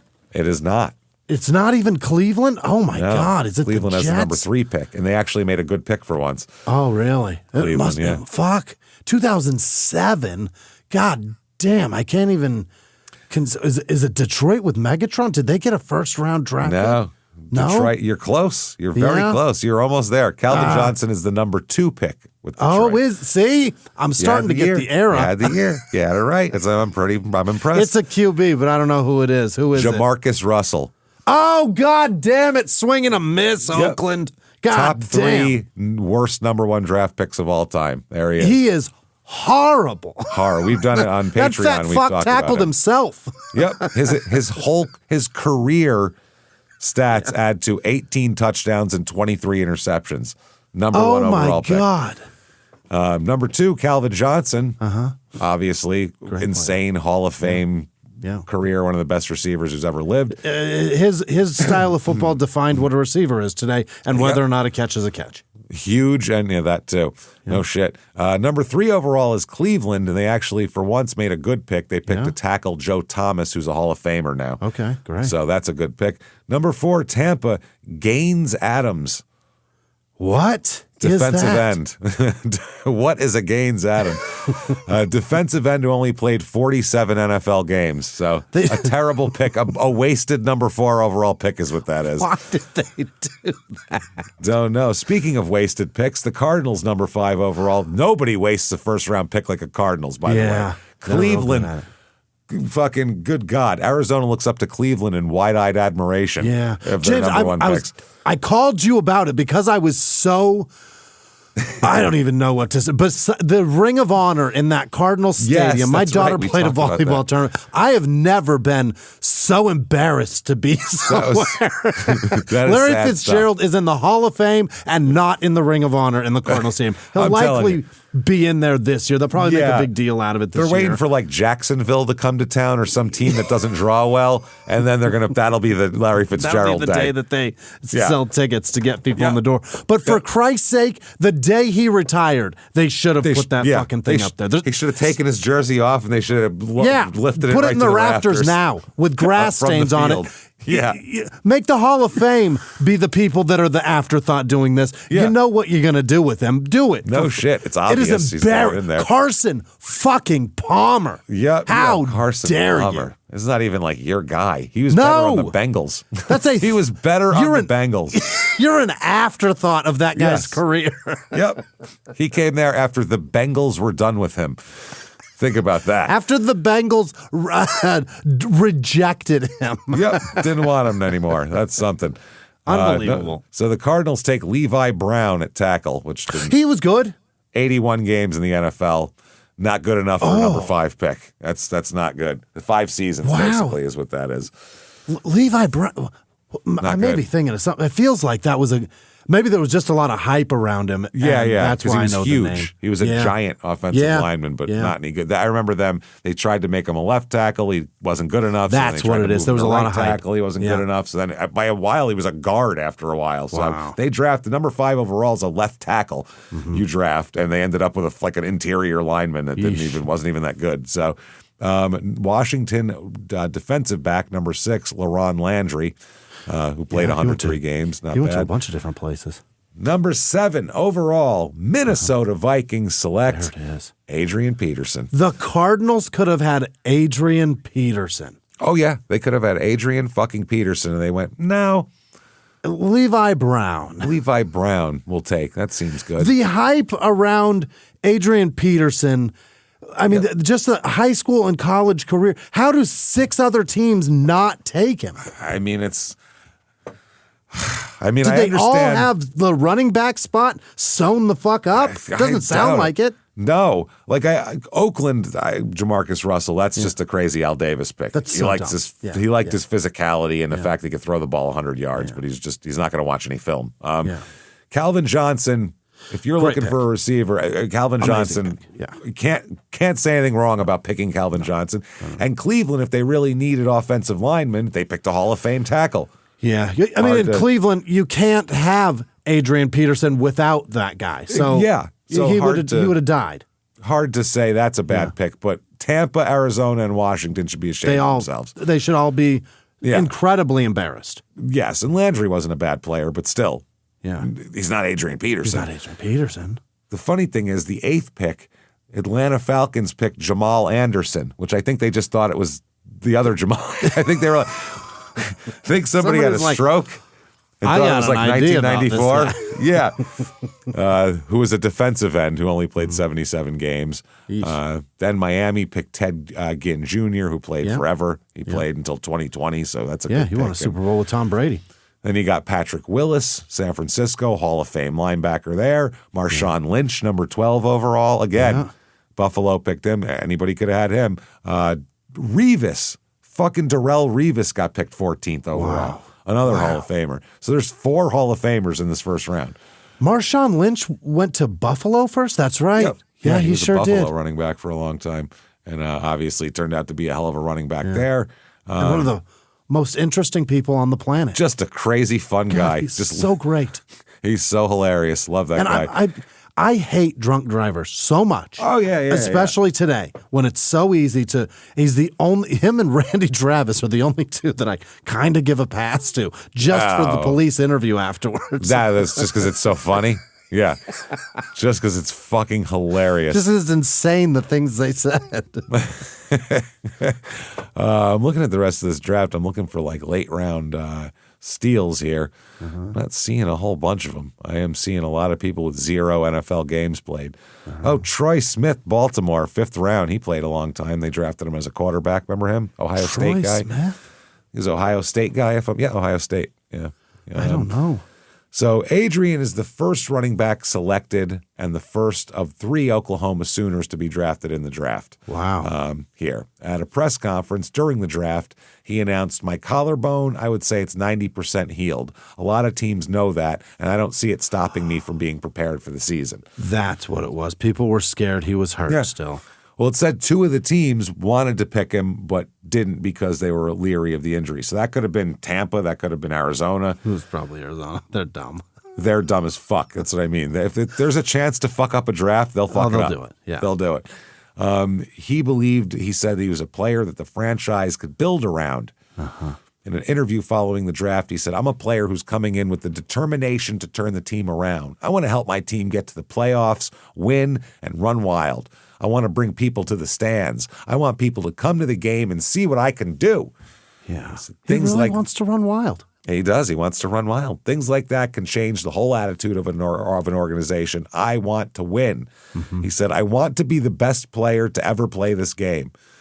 We want you to be. I think he's about a top 10 running back, so that's not bad. It's a pretty Nobody on the planet that loves a specific sport wants to not see one of the best ever while they're alive. Yeah, absolutely. It feels so good to know that you got to watch Joe Montana as a kid. You got to watch John Elway Dan Marino as a kid. and John Elway and Barry It's an Sanders, amazing, Lawrence Taylor. And it's crazy. We got to watch them play live. That's we got to crazy. watch Michael Jordan's entire career. Get the whole thing. Entire fucking career. Start From to day finish. one. Day it's one. Unbelievable. We got to go. Those shoes are ugly, and then they were hugely. We got to do that. Like, that's pretty fucking cool. That's cool. And kids now, they get to see whoever the fuck they want to see. That's impressive. It's just we got to see some of the most amazing players. We got to see LeBron James' entire career. Somehow it's not over yet. Still going somehow. I can't believe it. It should be. It's over. It's not. I believe you. I mean, I assure you, it's over. He doesn't know it's over yet. Yeah, that's the problem. Somebody needs to tell him. He's the only one on earth who doesn't realize it's over yet. That's the problem.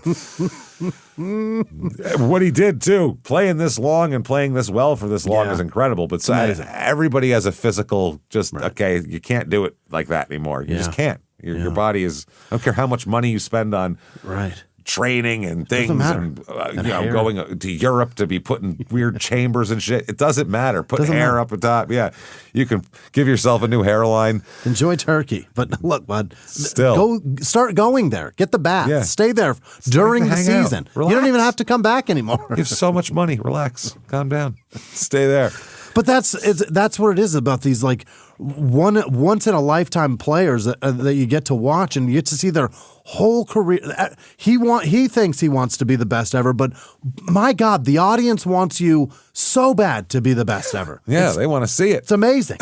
So he signs his contract. It's a 5-year deal. Not bad.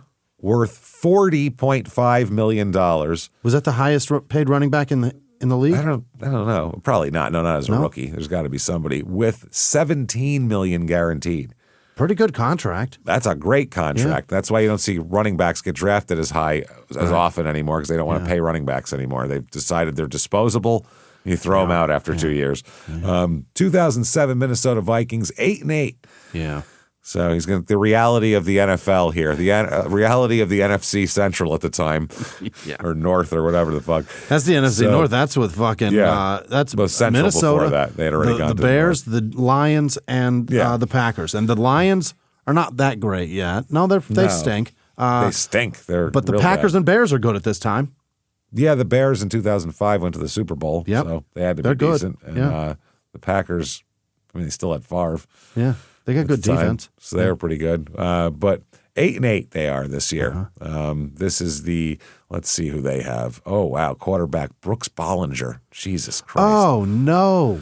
That's not great at all. Brooks was there then? Brooks was there. Then Kelly Holcomb, another quarterback that they had. I remember him. Wasn't he a Cleveland guy?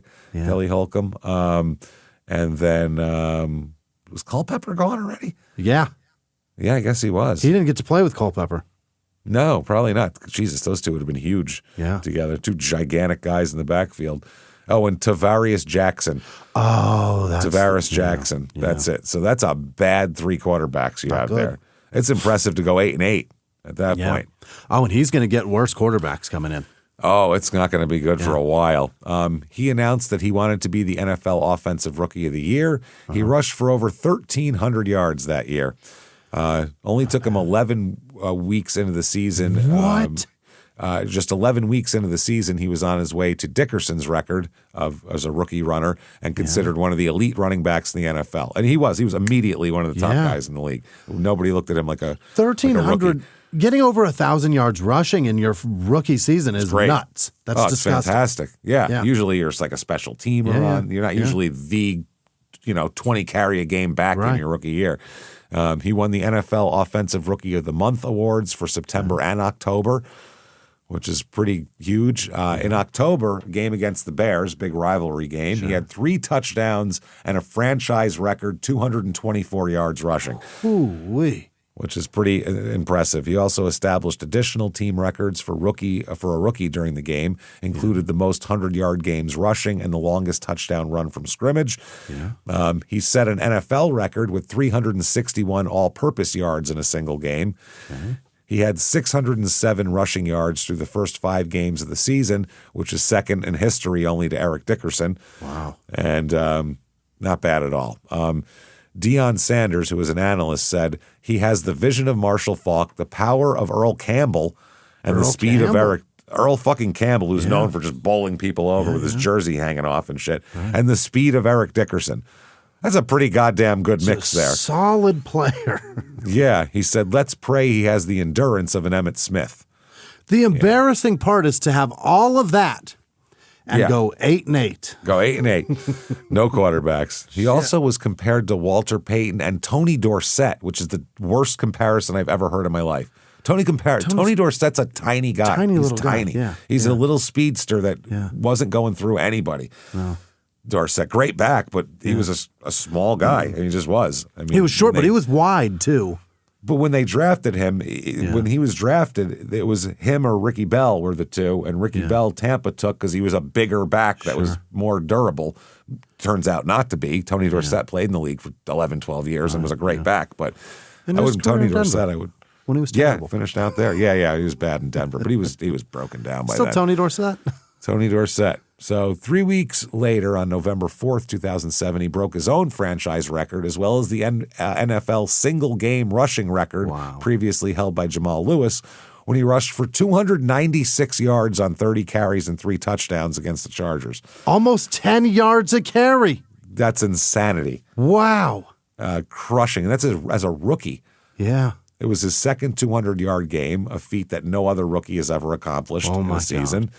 He had a 19-yard reception in the game to give him 315 scrimmage yards in the game. He recorded the 3rd most scrimmage yards in a single game and the 6th game overall with at least 300 scrimmage yards in NFL history. Yeah. He's killing it. You couldn't be any better. 8-8. Wow. He had 1,000 yards after 8 games. Oh, man. That's got to be the fastest, right? That's his 1,036 rushing yards represents the best 8-game performance by a rookie in NFL history. NFL history. My God. Yep. In honor of his record-breaking performance against the Chargers, the jersey he wore was sent to the Pro Football Hall of Fame. Yeah. Which, if you're a rookie and you already have some shit in the Hall of Fame, that's pretty cool. Insane. Yeah. That's cool. In game 8 of your career, you are sending shit to the Hall of Fame. Oh man, that is wild. Then in November 11th, 2007, he hurt his lateral collateral ligament in his right knee against the Packers. Oh, shit. They were getting beat 34-0 at Lambeau Field. Take him out. Why is he even in there? Sit him down. Put the fucking scrubs in. Put Tavarius in there. Yeah, and put make Tavarius Jackson run. Yeah, put Kelly Holcomb in there. Make him run around. Nobody needs him. Who cares? Put Jared Allen in to run quarterback. Yeah, He'd probably love it. What the hell? Yeah, he likes being crazy. This was on a low tackle by cornerback Al Harris. Almost a month after the injury, he returned to action against the Lions and had 2 touchdowns and 116 yards. Oh, shit. Not bad. He was named as the starting running back for the 2008 NFC Pro Bowl team. He was announced as the Associated Press NFL Offensive Rookie of the Year. Yeah. And named to the Pro Football Writers Association All-Rookie Team for 2007. Yeah, as good of a rookie season as you could have. And if you are drafted that year, thoughts and prayers to Megatron, because that's crazy to have to be up against. Yeah. Luckily, he was very good too. Yeah, but what if you're the Cardinals who passed over this guy and you're like, our pick can't play tackle? What are you supposed to do then? We had to move his position. We had to move him. He wasn't good enough. It would be like moving Adrian Peterson to fullback. Just make him block. I don't know. Doesn't run very well. He in 2008 he won the 2008 NFL Pro Bowl MVP, running for 129 yards. Okay. Not bad. It was the second most in Pro Bowl history. The first rookie since Marshall Faulk to win the Pro Bowl MVP award too. So that's pretty impressive. Faulk and Peterson are the only 2 players in NFL history to win the NFL Pro Bowl MVP and the Rookie of the Year in the same year. God damn. Adrian finished second place in the league in rushing yards that year with 1,341, second to only LaDainian Tomlinson, who was pretty well established by then. Yeah. Not too shabby. He also returned 16 kickoffs for 412 yards. and caught 19 passes for 268, giving him 2,021 all-purpose yards, sixth in the NFL. Solid season. A beast. He's averaged 5.6 yards a carry in his rookie year. It's absurd. That is absurd. 95.8 yards a game. Fucking awesome. Yeah. 2008 Vikings 10-6, baby. There you go. Going to the playoffs to lose to the Eagles, 26-14. Yeah. But that's okay. Brad Childress is the coach here. Did they get a better quarterback? Oh, they got Gus Frerotte now. Gus Frerotte was still playing? What? Are you kidding me? In 2000 when? 8. He's born in Gus Frerotte was 38 years old at this point. How did they bring him in? Gus Frerotte.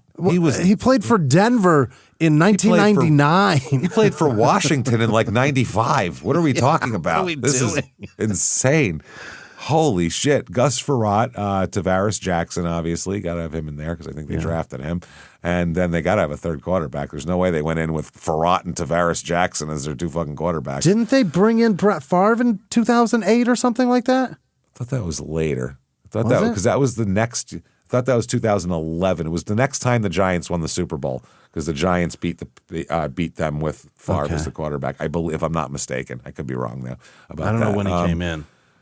I can't find another quarterback. Just Frerotte and Tavares Jackson. I don't know. That might be it. Wow, I know they carrying drafted 2 QBs. Travarius and had really high hopes for him, and he could not do a goddamn thing. And they may have brought in Frerotte and just had him fucking fix it.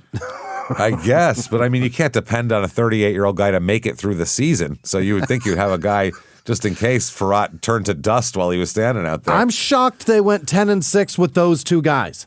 No shit. Jesus Christ. Well, he said he wanted to be this year. Adrian said, I want to get 2,000 yards and I want to win the MVP.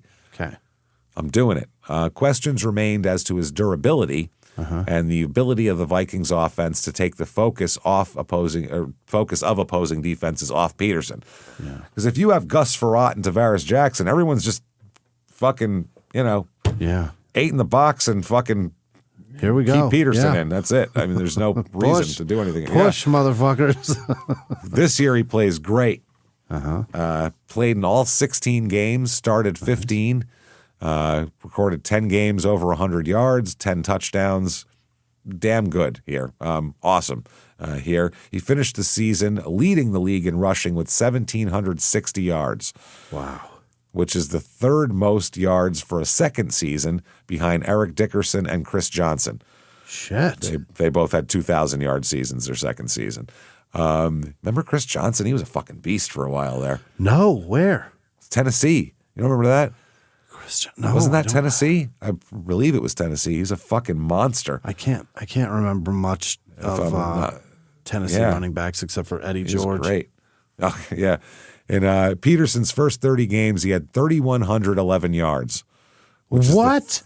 The third best start to a career running back behind Dickerson and Jim Brown. I mean, not bad company. And he's only 40. amazing. He's only 40 yards behind Jim Brown. So wow. Not bad. He became the fourth running back in the league to lead the league in yards per game in his first 2 seasons, along with Jim Brown, Earl Campbell, and Eric Dickerson. Hall of Fame, Hall of Fame, Hall of Fame. Yeah. I mean, Jesus Christ. He was recognized as the recipient of the Burt Bell Award that year. And in 2009, wasn't that the old owner of the Eagles back in the 60s, 50s, I think, I want to say? He was named to his second AP Pro Bowl team in 2 years. And the Vikings made the playoffs, but lost. So not bad. 1,760 yards, 110 yards a game he's averaging. Right. 4.8 a carry. It's pretty fucking amazing. Pretty goddamn fucking good. 2009 Vikings 12-4. Again, yeah, they're moving it up. Elite. Not bad. They beat the shit out of the Cowboys in the playoffs, which really everyone has done for the last 30 years. So that's not saying much. But it's fun. It's fun though. It is fun to do. 34-3. Jesus. Thumped them. And then they lost to the Saints 31-28. And that was during the whole Bounty Gate shit too when that was going on. So who knows? This year, let's see what they've done. Did the Saints win the season that year?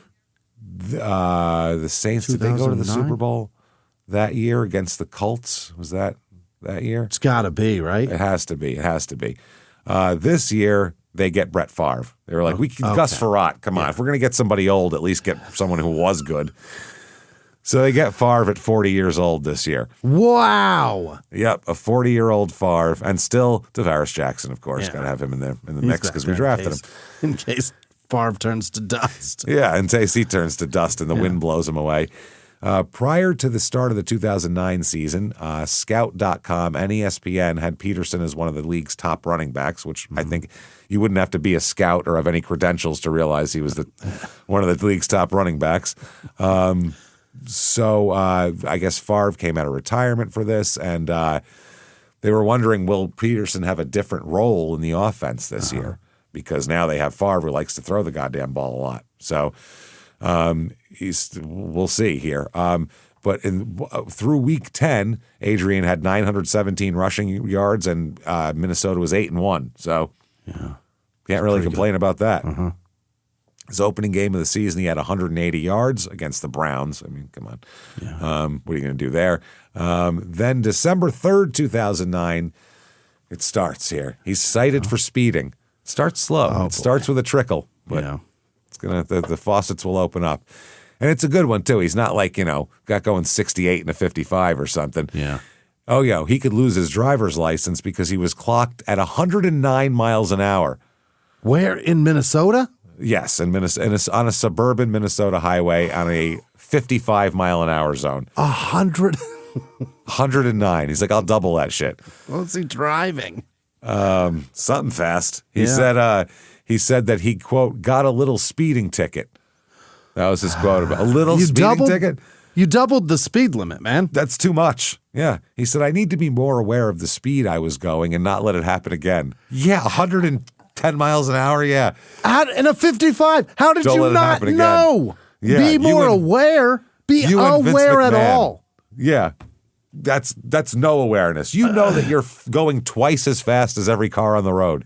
You have to know that. Your speedometer had 3 numbers on the dash, man. What are you talking about? That is wild. It's a Highway 62, 55 mile an hour. I know it was 8:30 p.m. I know it was a BMW, but I don't know the exact model here. It's a normally busy stretch of road known as the Crosstown that connects Minneapolis with the southern and west suburbs of Edina and or Edina. Which one is it? Yeah, either one. Edna. She said that he was given a citation and allowed to drive away after a routine traffic stop. That is insane. Really? He told the AP he wasn't going 109 because I wasn't going that fast. He said, but I know it was a speeding ticket and that's what it got issued for. Okay. Interesting.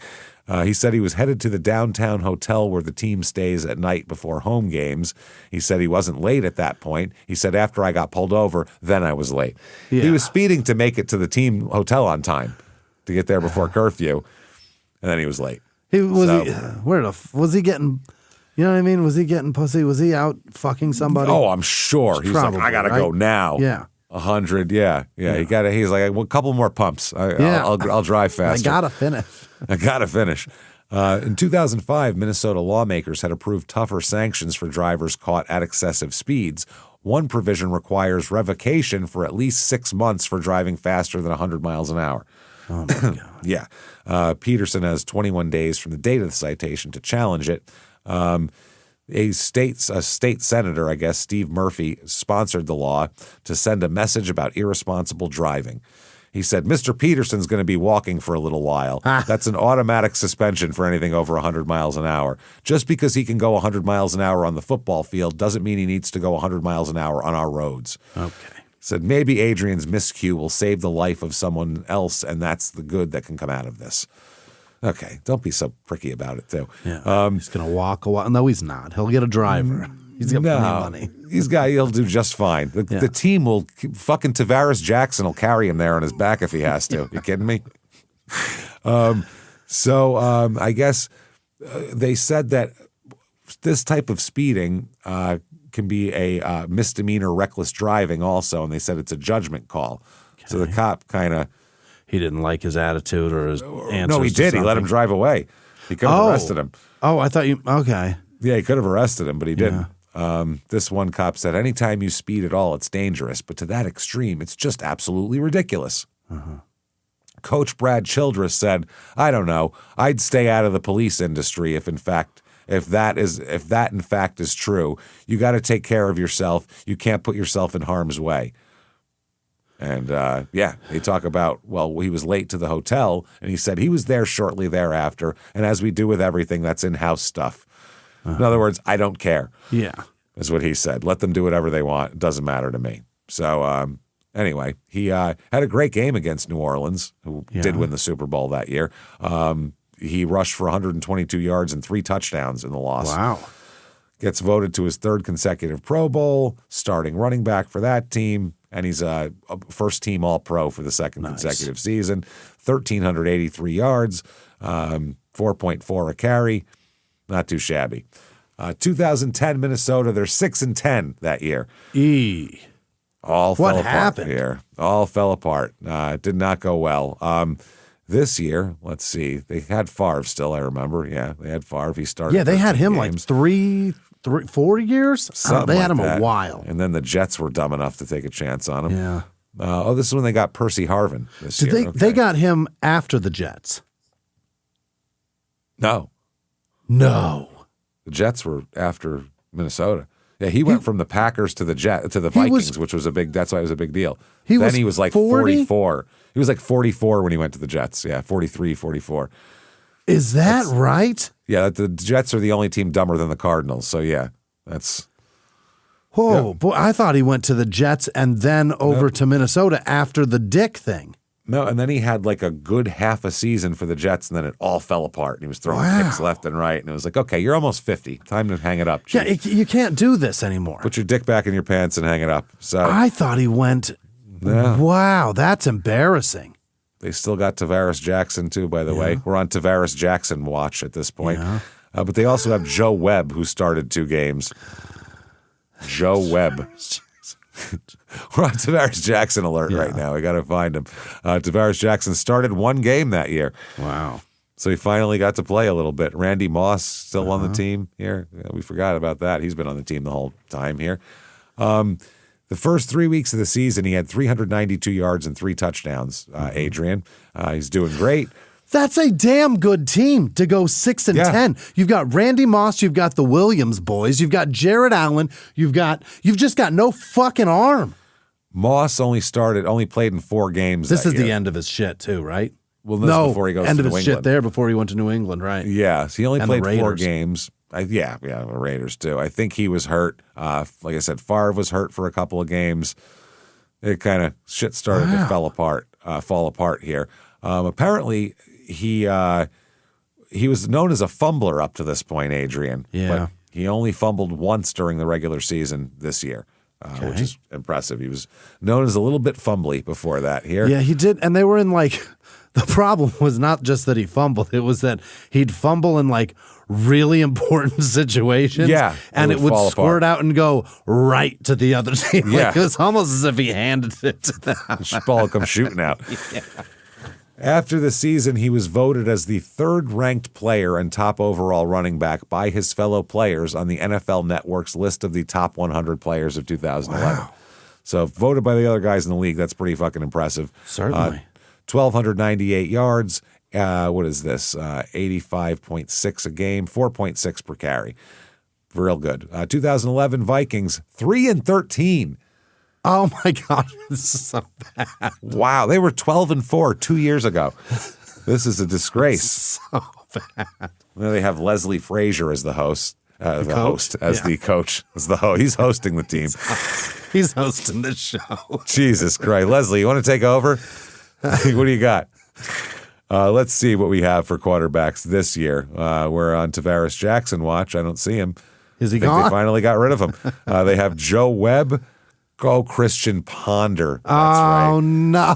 When they drafted Christian Ponder, that mess. And they picked up Donovan McNabb, who I completely forgot played for the Vikings. That's right. He did at the end, huh? What is it with the Vikings wanting old Eagles quarterbacks? Because they had Randall Cunningham in the 90s. What is that? I don't know. They just only the Eagles, though. Weird. Give them a minute. They'll let them cook, James. Yeah. We'll get it done. Yeah. September 10th, 2011, Adrian signs a new contract, a 7-year contract worth $96 million. Holy. Yeah, that's a little bit of money, making Yeah. him the highest paid running back in NFL history. He reached 6,000 yards in his career on September 18th, 2011 in a loss to the Buccaneers. But then on October 9th, he scored 3 touchdowns in the first quarter against the Cardinals, setting a new franchise record. And they are reminded that they could have had him. They're like, oh, God damn it. Jesus, why? October 17th, 2011, Eden Prairie Police ticket Adrian Peterson for not wearing his seatbelt while driving a white Land Rover. That's it. Yep, he was one of more than 30 drivers stopped in the area during a 4-hour statewide click it or ticket push. It was a big push to find unseatbelted drivers. Yeah.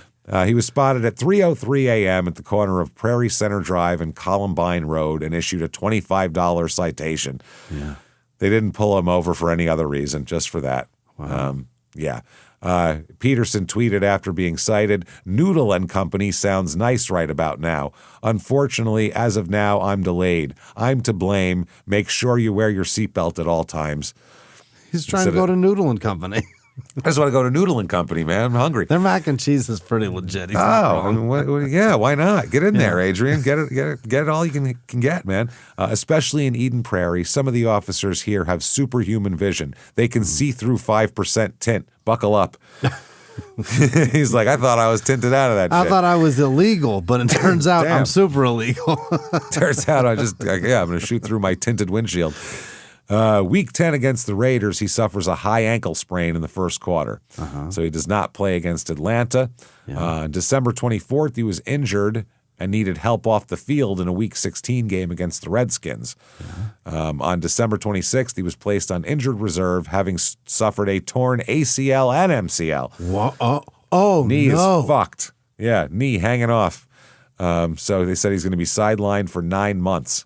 Ooh, shit. It says a play after running back is hurt. QB Ponder suffers head injury. So bad series for the Vikings there. They lost their quarterback and their running back. He ponders a lot now. Yeah, now he's just pondering, but he always comes back to the same place. He just never ponders through anything. Adrian said that he knew it was something bad the moment he was hit and that he was in severe pain as he lay on the field. So it was at the end of a 3-yard gain. He said, anytime you take a blow to the knee like that, you're concerned about the ACL, the MCL, he said. I'm trying to stay as positive as I can. But it's not. And so the coach, Leslie Frazier, said, we'll have to weigh it when we get back, and I'll follow the doctor's lead. All right. He said Ponder had concussion-like symptoms. Sure. I guess so. So in 2011, he had 208 yards for 208 carries for 970 yards and 12 touchdowns. Yeah. He was also ranked 8th by the fellow players on the top 100 players of 2012. Wow. So, hurt or not, he's great. Didn't get 1,000 yards, but he only played in 12 games, so that's fine. January, he's rehabbing his knee, and he said the pain is agonizing, and he said, I feel like the first week was the toughest part for me, not being able to sleep, waking up every 2 hours, just dealing with the pain and the frustration, looking ahead like, wow, I've got a long way before I'm able to move around and walk. He said, but after the first week, I feel like things really just got started to calm down and the pain started to subside. I was able to just get more motivated about practice or about the process. He ditched his crutches and started working on range of motion exercises and rebuilding strength in his quads. And the Vikings have put together a regimented program to get him back. That was a really horrifying injury too, because it was very much like Joe Burrow this year, where it destroyed everything. The whole season is down the fucking drain. Yeah, just one thing happened.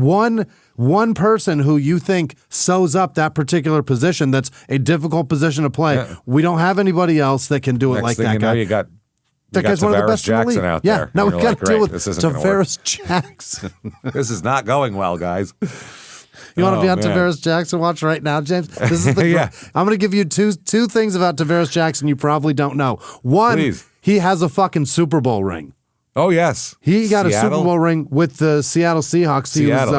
He was Russell Wilson's backup. Yeah. That's the first fact. The second fact, he's fucking dead. He's dead? He's fucking dead. Well, your Tavares Jackson watch is going to be very easy then. You know where he is at all times. He's in the fucking ground. He's in row 12, stone 6 at the Eden Prairie Cemetery. You find him like somebody's battleship now. Yeah, that's how you find Tavares Jackson. That's it. We play dead NFL quarterback battleship all the time. That's what we're doing. That's fucking crazy. Dead player battleship. That's it. Oh, my God. I love it. Oh, Christ. Dead player. I got to write that down. That's very funny. Dead player battleship is definitely a game that we need to invent somehow. I don't know how, but we're going to come up with something. Some way to play that. Oh, so he's in rehab. His strength and conditioning coach said that's one thing you really have to be cautious of is the first couple months. You can't push him too hard. Otherwise, you can put him at risk. He knows that. And if he injures it again, it may be the end of his career. He could fuck it up bad. Yeah. A second tear, because they like they do cadaver shit, right? And to link the ligament, because otherwise you just have to wait for it to go back together. Sometimes, because it depends on the injury. If it's a complete tear, then you're kind of fucked and you have to do this. Because I remember a lot of guys now, if they have a partial tear, they get arthroscopic surgery. They're back in 2 weeks. Right. They're back in 2 weeks. Randall Cunningham, years back, got arthroscopic surgery to fix his ACL on a Monday and played on Sunday. God damn. So, I mean, that was nothing. It was crazy, but that was nothing. But this is like, I think, a complete tear. This is complete gone. And it's two, not just one. That's not and good. it's both of them. That's the one in the front and the one on the side. You're really and then fucked. The other ones are the ones on the sides, right? So there's three, Yeah, the right? MCL. Yeah, right. And the lateral ones, I think, go across Okay. the knee this way, right? The lateral one, the one he fucked up at first. So there's the sides, the front, and the back. ACLs in the front, and the ones that go to connect side to side, I think those are the lateral ones, which would make sense because that'd be a lateral.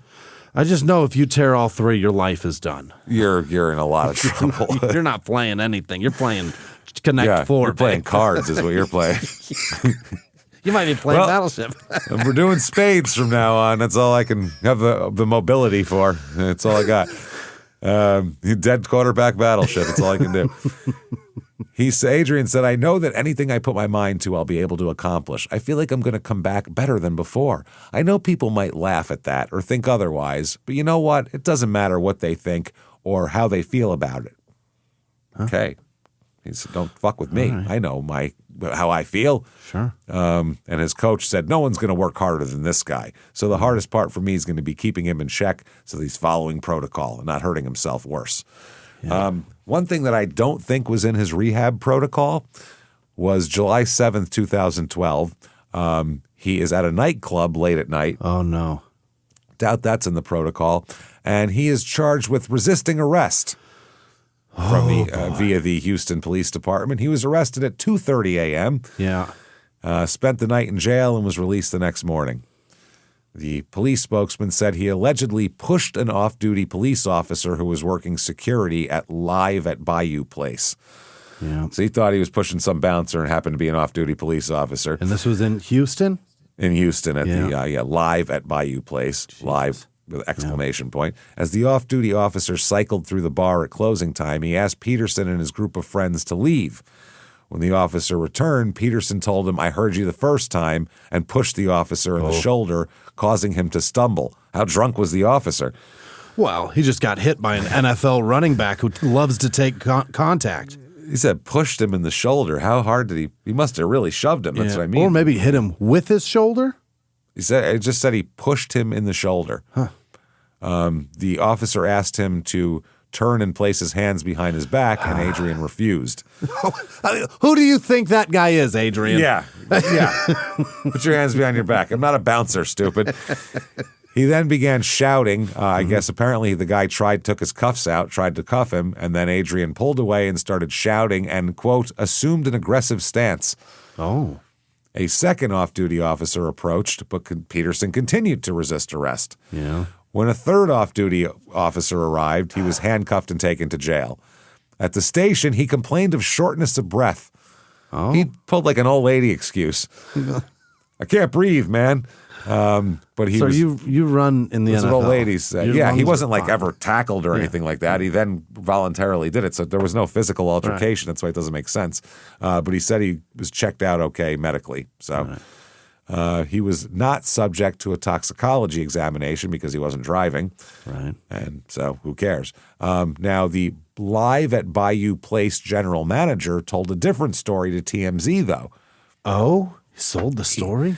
He said that Peterson appeared heavily intoxicated at the time of the arrest, which he said was out of character for Peterson, who had been to the club before. Usually doesn't get that drunk. Okay. He's probably depressed that he's not playing. Right. He said he characterized Peterson as a difficult customer all night that night, who was, quote, throwing his ego around and making people mad. That was until he was shuttled off to the VIP area, which is the just away from the general public, so you're not fucking up our vibe area now. And at closing time, Peterson rushed to the bar to order a final drink. When he was denied, that's when the manager said that Peterson tried to intimidate the bartender into selling him one. The manager tried to intervene but was unsuccessful. That's when the off-duty police officer stepped in and said, you got to go. Yeah. He said that Peterson assumed a fighting position and said he looked like he meant business. He looked like he was not kidding. Yeah, he's a drunk NFL player. He means business. With his fists up. Yeah, he said he looked really scary and I thought he was going to attack the cops. And they said also that the incident was captured on one or more surveillance cameras from inside the club, which I really want to watch that. Yeah. I really want to watch that. One guy come up, fuck you, I'm putting my stance on. Another guy, let's go. A third guy, well, maybe we'll talk about this. Seems really funny to watch. I don't know. I want to know if he threw fists or if he was just pushing them off of him. Yeah, that's what I mean. Probably very effective at getting them off. Probably. Off of him. Yeah, just has to put his weight on his other leg. And Yeah. He's fine.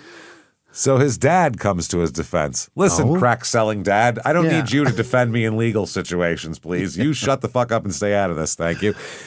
Wow. The off-duty police officer had said that Peterson used vulgar language and was disrespectful when asking him to leave the club. You know, like a nightclub language. You know, like a nightclub. Yeah. You're drunk and it's 2 a.m. Yeah. The fuck out. Hey, time to go. I've done this. I've done the sweep. I was bouncing for years. You go around, you go, hey, time to go, time to go. You give everybody a shot. You're nice to everybody at first. Hey, you guys got to go. Hey, you guys got to go. If you have to make a second sweep, now you're like, let's go, guys. Come on, get the fuck out. Now it's not, hey, guys, it's really time to go now. Now it's, all right, let's go. You start clapping. Let's fucking move it.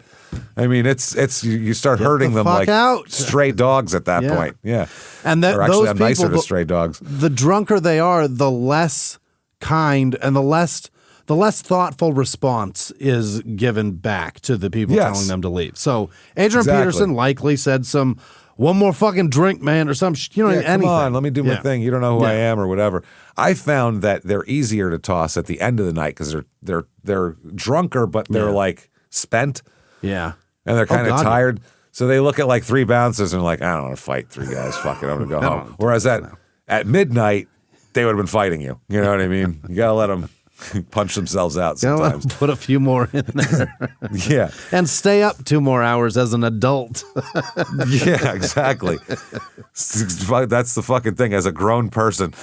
Adrian's dad said, from what I've gathered, he was very disrespectful to Adrian. Oh. Yeah, because he was at the bar at closing time. Right. The fuck out, Adrian. That's why. There's no more respect. You didn't get laid. Get out. Get the fuck out. That's it. Yeah, you struck out. Time to go home. So he also added that his understanding is that his son didn't push the officer as well. But he's in jail for that. That's interesting. He apparently I guess it's his, the police, is this the police statement? Or the, okay, this is Adrian's guy, said, his lawyer said, Adrian Peterson did not resist arrest this past Saturday morning, and any suggestion that he pushed, struck, or shoved a Houston police officer is total fabrication. He, in fact, was struck at least twice in the face for absolutely no legitimate reason, and when all the evidence is impartially reviewed, it will clearly show Adrian was the victim, not the aggressor. Or both. Or both. So that's, yeah. I don't know. That's a very different stories we have here. Yeah. One is drunk, belligerent, taking a stance. Yeah. He's a victor, Trying to and possibly a victim, but also aggressive as fuck to put your fists up. Yeah, I guess he's claiming he didn't do that. Interesting. This is his lawyer again. We've been investigating what happened since Saturday afternoon, and it's absolutely clear to me that the charges should not have been filed, and the Bayou Club owes Adrian an apology for having put out a totally false version of what happened. He said Adrian Peterson does not act the way he's been described in the initial reports, and he did not act that way Saturday morning. He was only in that club for 30 to 40 minutes, was never objectionable to the other patrons, and never physically resisted any police officer. Adrian is extremely upset about these false allegations. Yeah. These charges are totally at odds with the way he has conducted himself throughout his career, and he asks that his fans and the public at large reserve judgment until they hear all the facts. Sit back, guys. Hold on. Yep. Adrian's dad said that Adrian got a black eye when his face hit the ground while he was being detained. Okay. He said Adrian has a high regard for people in the military and the officers that help protect us. Okay. He said the officer said he pushed him, shoved him, then why is he not charged with assault? Only charged with resisting arrest. Doesn't make sense because a push isn't violence. A push is... And possibly arrest without violence. Maybe they're trying to give him the benefit of the doubt and be a little kinder to him because of who he is. Yeah, because he was drunk probably. And he's also probably a regular customer, like the guy said. Now, according to Texas Penal Code's definition of resisting arrest, search, or transportation, quote, a person commits an offense if he intentionally prevents or obstructs a person he knows is a peace officer or a person acting in a peace officer's presence and at his direction from effecting an arrest, search, or transportation of the actor or another by using force against the peace officer or another. So he didn't keep him from doing something with force. He just shoved him like an idiot, like a drunken idiot. So that's that. They say that, I mean, I don't even know what the fuck. Wow. So he's frustrated, Adrian. He's very frustrated, he said. He said that Peterson tweeted a quote from former British Prime Minister Winston Churchill. Oh, God.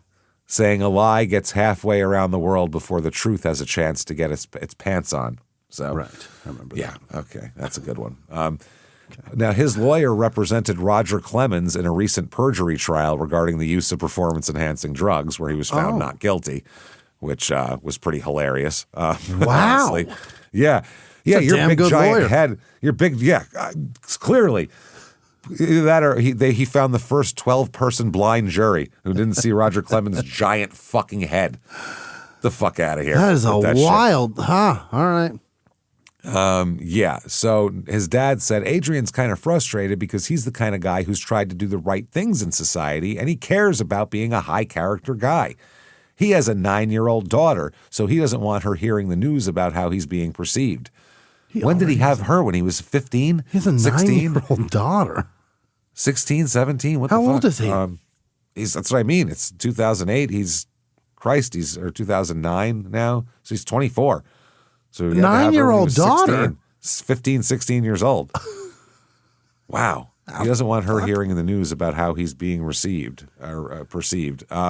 He must have meant 9-month-old, right? 9 years old. How would a 9-month-old know what you were being perceived as? Right. They don't even know how to not shit their pants. They're got to be 9. 9 years old. No. Wow. But his dad said, I didn't realize the impact my actions have on my kids. He knows that his actions affect him and his kids also. On my kids. So, yeah, there we go. July 9th, 2012, they say he'll likely receive a fine. Seems like he made it it was made a bigger deal than anyone else would have made it, it seems like. But they said it'll probably be a fine. That's about all it'll be. Because it's not the end of the world, for Christ's sake. He was just acting like an idiot in a bar. Right. Happened a million times. Not the end of the world. 2012 Vikings, and the cops, they didn't have to arrest him right there. No. They could have said, look, dude, the fuck out. It's closing time, man. Yeah. Go home. If you want to take a swing, then we'll start fucking arresting. But a little shove. I mean, I get that you're impatient at the end of the night trying to get people out of there, but give me a break. Who cares? Just our 2012 Vikings, 10-6. Okay. They're back, baby. Yeah. Here it is. Quarterback still Favre at this point, right? Or did he go? What year? No, he went to the Jets now. 2012. Okay. So yeah, he was. I think this is when he went to the Jets. He did go to the Jets after the Vikings. Yeah, definitely. By the way, there is a guy on the team named Mistral Raymond. It's mistrial without the I. I do remember. And I remember that name always, and it cracked me up every time. His name is Mistrial. Also, almost minstrel. Almost minstrel and mistrial. The worst name ever, that is. It's a bad name. Wild.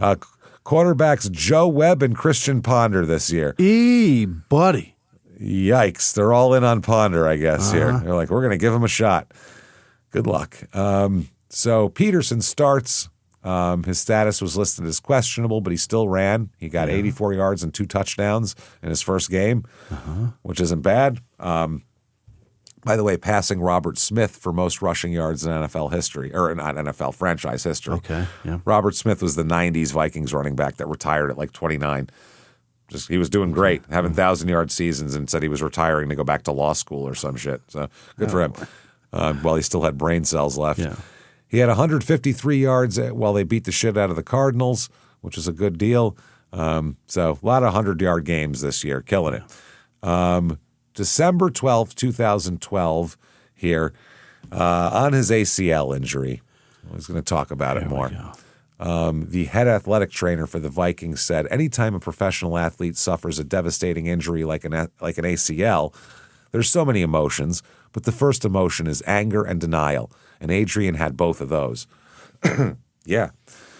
He said he came up after he got hurt, and when they carried him off, and he said right away, "It's my knee." He was asking why over and over again. Same as Nancy Kerrigan. He had the exact.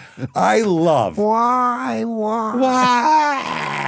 I love that this big tough guy who wants to fight cops in a bar had the exact same reaction as Nancy Kerrigan laying in a tiny skirt with ruffles on it. Looking at the reporters. He was saying, why me? Why me? Why me? Oh, my God. That's fucking funny. So the doctor said, you basically grab above and below the knee, and it's like pulling a drawer out. And usually there's a good end point, and it kind of clunks into place. Well, when the ACL's torn, the thing just keeps going, and you can pull it to the moon. Oh, Ew. my God. They could see that his ligament had gone, and it was gone. So he said, they said, so you know right away this is the face of the franchise, and he just tore his ACL, not to mention it's Christmas Eve. Yeah. Which also sucks. So, they carted him away, and they said he accepted it. He goes, all right, let's attack this thing. What's the next step? Yeah. Adrian Peterson's father was the only member of his family there that night. He said that his dad said, my phone was blowing up. Adrian's mother was calling me, and every family member was calling me to go check on him. He said his mindset from birth was what I taught him, no pain. Right.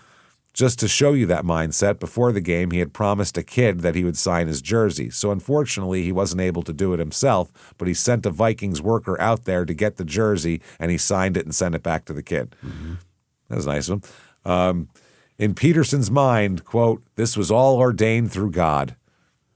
It's all God's idea. All right. Yep, that's right. That's exactly what it is. So he said, this is this Adrian? Jesus was the only person to walk this earth perfect, is what he said. So, okay. Interesting. But Adrian says he can get through it. He got through the loss of his brother. He can get through everything. Right. He said, if God saw fit for me to overcome that and what happened to, all of this, I can do it. So, interesting. He said this whole thing dates back to when I lost my brother when I was 7. Different things that I've been going through, different situations I've been through in my life, praying to God and asking him to give me the strength and faith and courage, just whatever it takes to get through the situation. Mm-hmm. Okay.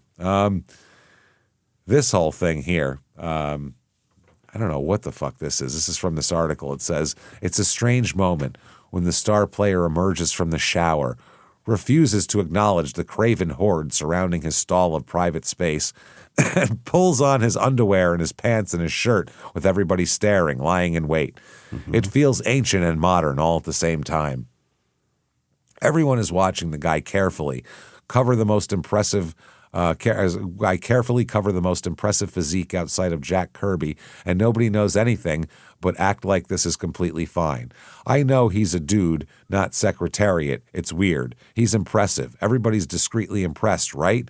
Finally dressed, AP turns around and answers the same questions everybody else got, except this time, how does it feel to rush for 210 and lose? Right. He handles everything perfectly, better than perfectly, so perfectly that his answers seem progressively absurd when you think about it.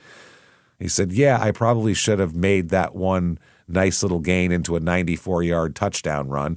He's not putting lipstick on a pig. He's trying to remove the lipstick from the most beautiful woman in the world. That's the strangest excerpt from anything I've ever read in my life. We cock-gazed him for a while, and then... Now we're taking lipstick off pigs, or off of hot chicks. What? Off of hot chicks. Very strange here. But he is killing it this year. Absolutely killing it. Entering week 17, he needed 208 yards to break the NFL single-season rushing record for most yards set by Eric Dickerson in 84 at 2105. That week they played the Vikings, needing a win to clinch a playoff. Play the Vikings? Well. Yeah, or they played the Packers, sorry. There we go. The game was tied at 34 in the fourth quarter when he ran for 26 yards, setting the Vikings up for a game-winning field goal with 3 seconds left. The Vikings chose the field goal, which sent them to the playoffs, but also left him 9 yards short of breaking the record. Right. 9 yards. He did rush in December for 861 yards, which is the most yards in a single month in NFL history for a running back. Wow. Best month in the history of an NFL player. Almost 1,000 yards. I'd say his knee's okay, and especially in the month that's like historically very difficult to do much in the NFL. Yeah, totally. Yeah, it's the weather's worse. Yeah. The defenses are better. Everybody's honed in. They've watched you on film all year. Yep. You know exactly what you do. And that weather bit is so important. Yeah, it absolutely is. So he had 1,019 yards after contact this year, damn. which is pretty He got fucking good. hit and laid down another 100,000 yards. Wow. 2,097 yards, second most ever for a running back in a season. December 30th, how do you do it, Adrian? How do you do all this? Well, he says it's just finding peace in his relationship with Jesus. That's all. Is that what it is? That's all it is. He says his quote, Jesus Christ means the world to me. He's a great guy. Tell you what, he said, I've been through so many different situations through my childhood and now my adulthood. God just helped me get through them and made me stronger at a young age. Through all the adversity and hard times I've been through, God has always been present. Yeah. I've always prayed to him and asked him to give me the strength to endure and to help others and to better understand whatever situation I deal with in my personal life, and he's always showed up. It brings hope and peace of mind knowing that God gave his only begotten Son for us. I'm able to look back now and know that on Christmas Day, Jesus was born and gave us the opportunity to have eternal life. No matter how many flaws we have, our God is so forgiving and understanding. He'll never leave you or forsake you. That brings peace to me. I think they say this shit to stay out of the... I've never heard any player get to go on that long. Maybe they ask him a question, they start that shit, and then they just give the cut sign and walk away. Yeah, that's enough. Yeah, we Never get mind. that. Wow, that's a lot, man.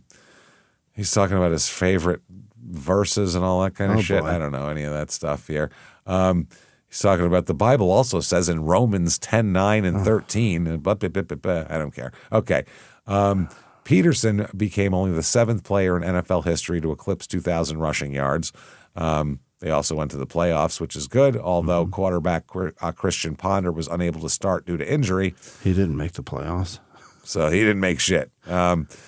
Pretty good. He's the NFL Offensive Player of the Year, and he wins the NFL MVP award this year. He got it. He got it. And also second place in the Comeback Player of the Year. What? Yeah. What? How do you go? I don't understand that. How you're second place? You're the most important person on this field. Why? Peyton Manning with Denver with his neck. Yeah, That's why. Yeah. That's the only way. Yeah. It's the only way you were going to do it. If his what year was Frankenstein neck, 2012. Yeah, that'll do it. Yeah. Was that? Did he go there? Then that's what it says. Yeah, he came in second to Denver quarterback Peyton Manning. Yeah. He was named to his 5th career Pro Bowl and also became first-team All-Pro for the 3rd time. Yeah. He underwent surgery for a sports hernia in the offseason, and it became known that he played through this injury starting in the last quarter of the season. I think they overhyped how bad Peyton was hurt. Maybe. Because they said if he takes one hit, it might be the end of his career, maybe his life. Because his neck was like, they tried to act like it was bird shit and bubble gum that they put it back together with. And I think they did a little better job than they're letting on. Probably. Because obviously I don't think they would send him out there. Like, well, he's going to be paralyzed if anyone touches him. I don't think the league would allow that. He did win the Super Bowl with the worst performance in the history of the NFL. That was a terrible performance. That was bad stuff. Carolina just happened to run 9 fucking plays that day, and Denver knew them all. Von Miller. Yeah, because Von Miller studied film and was like, they're running 9 plays, guys. I know every one of them. And he strip-sacked him twice, and one went in for a touchdown. He knew every fucking thing they were going to do. That's it. Every goddamn thing. Now, this year, how they do the NFL top 100 players that they all vote for, he is voted number 1 in the NFL. Wow. By his peers there. So that's great. Remains the most recent non-quarterback player to ever win that to win the MVP award. Really? Was him. So 2,097 yards, 6 yards a carry that year. Jesus Christ. Wow. He averaged 131.1 a game. Yeah, how do you give it to a quarterback with that happening? Fuck, that is brutal. 2013 Vikings, 5-10-1. Back to shit again. Back to shit. Let's see how the quarterback situation stepped up. Ooh, they went and got Matt Castle from fucking New England because they decided they didn't need him as a backup anymore. Well, they decided that he is the greatest fucking thing on the planet because Tom Brady was suspended for some games for cheating, and Matt Castle happened to go 5-1 or whatever the fuck. And they were like, oh my God, he's a starter. Yeah, he's a starter. And also Josh Freeman they went and got from Tampa down there. Yeah. Remember him in Tampa? He's bad too. Yeah, he wasn't good either. So who else? And also Christian Ponder, of course. No word on Tavares Jackson's whereabouts. Yeah, I think he's in Seattle. He's in Seattle. About to win a Super Bowl. Oh, that's awesome. 2013, Peterson opens up the season by taking his first carry of the year, 78 yards for a touchdown. Oh, wow. Which is pretty amazing. He struggled the first 3 games of the season without his Pro Bowl All-Pro fullback, Jerome Felton. But in week 4, Felton came back. Peterson rushed for 140 yards. Wow. They get real used to how guys do things, the certain way they open up a hole. Sure. October 10th, Peterson missed a practice for a personal reason, and it was later revealed that his son was in critical condition. Let's talk about this. All right. October 11th, 2013. This is going to be the end of this, and we'll pick this up next week. All right. His 2-year-old son dies in Sioux Falls, South Dakota, the victim of alleged abuse by a man who was dating the boy's mother. No! Every fucking buddy's worst nightmare. Mom's boyfriend, not even husband. Nope. Mom's boyfriend beat my son to death? Yep. He took the initiative that he would go ahead and beat someone else's kid to death. To death? To death, apparently, allegedly. Oh, my God. Wow. That is insane. So he had to take the day off, because how do you even... Yeah. He said that thank you to my family, my friends, and fans of other teams for their support. And, God bless everybody. And I'd be blaming Jesus if I was him, if he's doing everything. I wouldn't be thanking him, tell you that right now. If he gets all the credit. Hey, Jesus, where were you that day? What the fuck? Sorry, but the Sioux Falls police said additional charges are being considered because this person was originally charged with. This is Joseph Robert Patterson, was 27 and charged with aggravated assault on an infant. Oh my God! How do you aggravate that assault? Oh, yeah. It's crazy that we even have to have a charge of aggravated assault on an infant. We need to have that on the books. That should be capital every time. Holy shit. This Patterson has a prior domestic abuse record with a different woman and child. He had pled guilty to simple assault in an incident last year involving an adult female and a juvenile male. Patterson recently started dating the mother here. They weren't even like... Imagine just the sense of like an entitledness of, I'll just beat someone else's kid. Like just started dating crazy. Her. And you think it's okay to hit her child? What?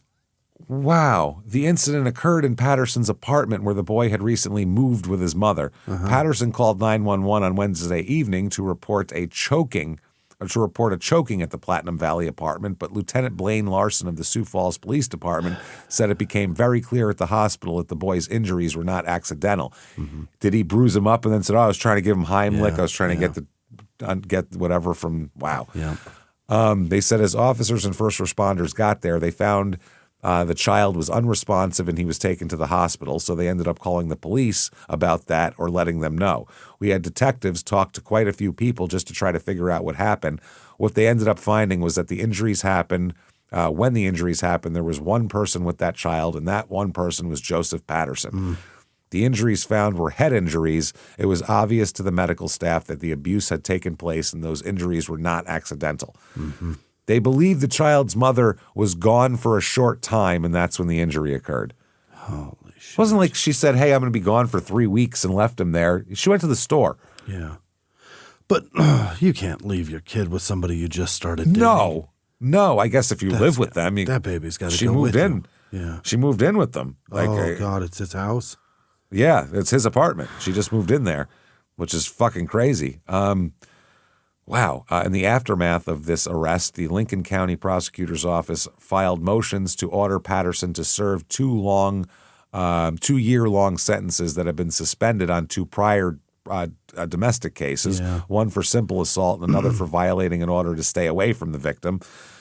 Court records show that Patterson has a son with another Sioux Falls woman and also shows that the mother had asked for protection orders twice, claiming he'd choked and punched her, threatened her with a knife, and held her in the bedroom against her will. Wow. 2012. He is violent. He sounds like a bad guy, obviously. Beat an infant to death, allegedly. Patterson was charged with simple assault against the mother, however, and was ordered to undergo family violence training and to stay away from her until completing it. Patterson's child lives with his mother, who declined to comment. Another woman applied for an order of protection against Patterson in 2004 in the county he attended high school in. Family violence training. Seems like he's got a lot of training. He's very good at it.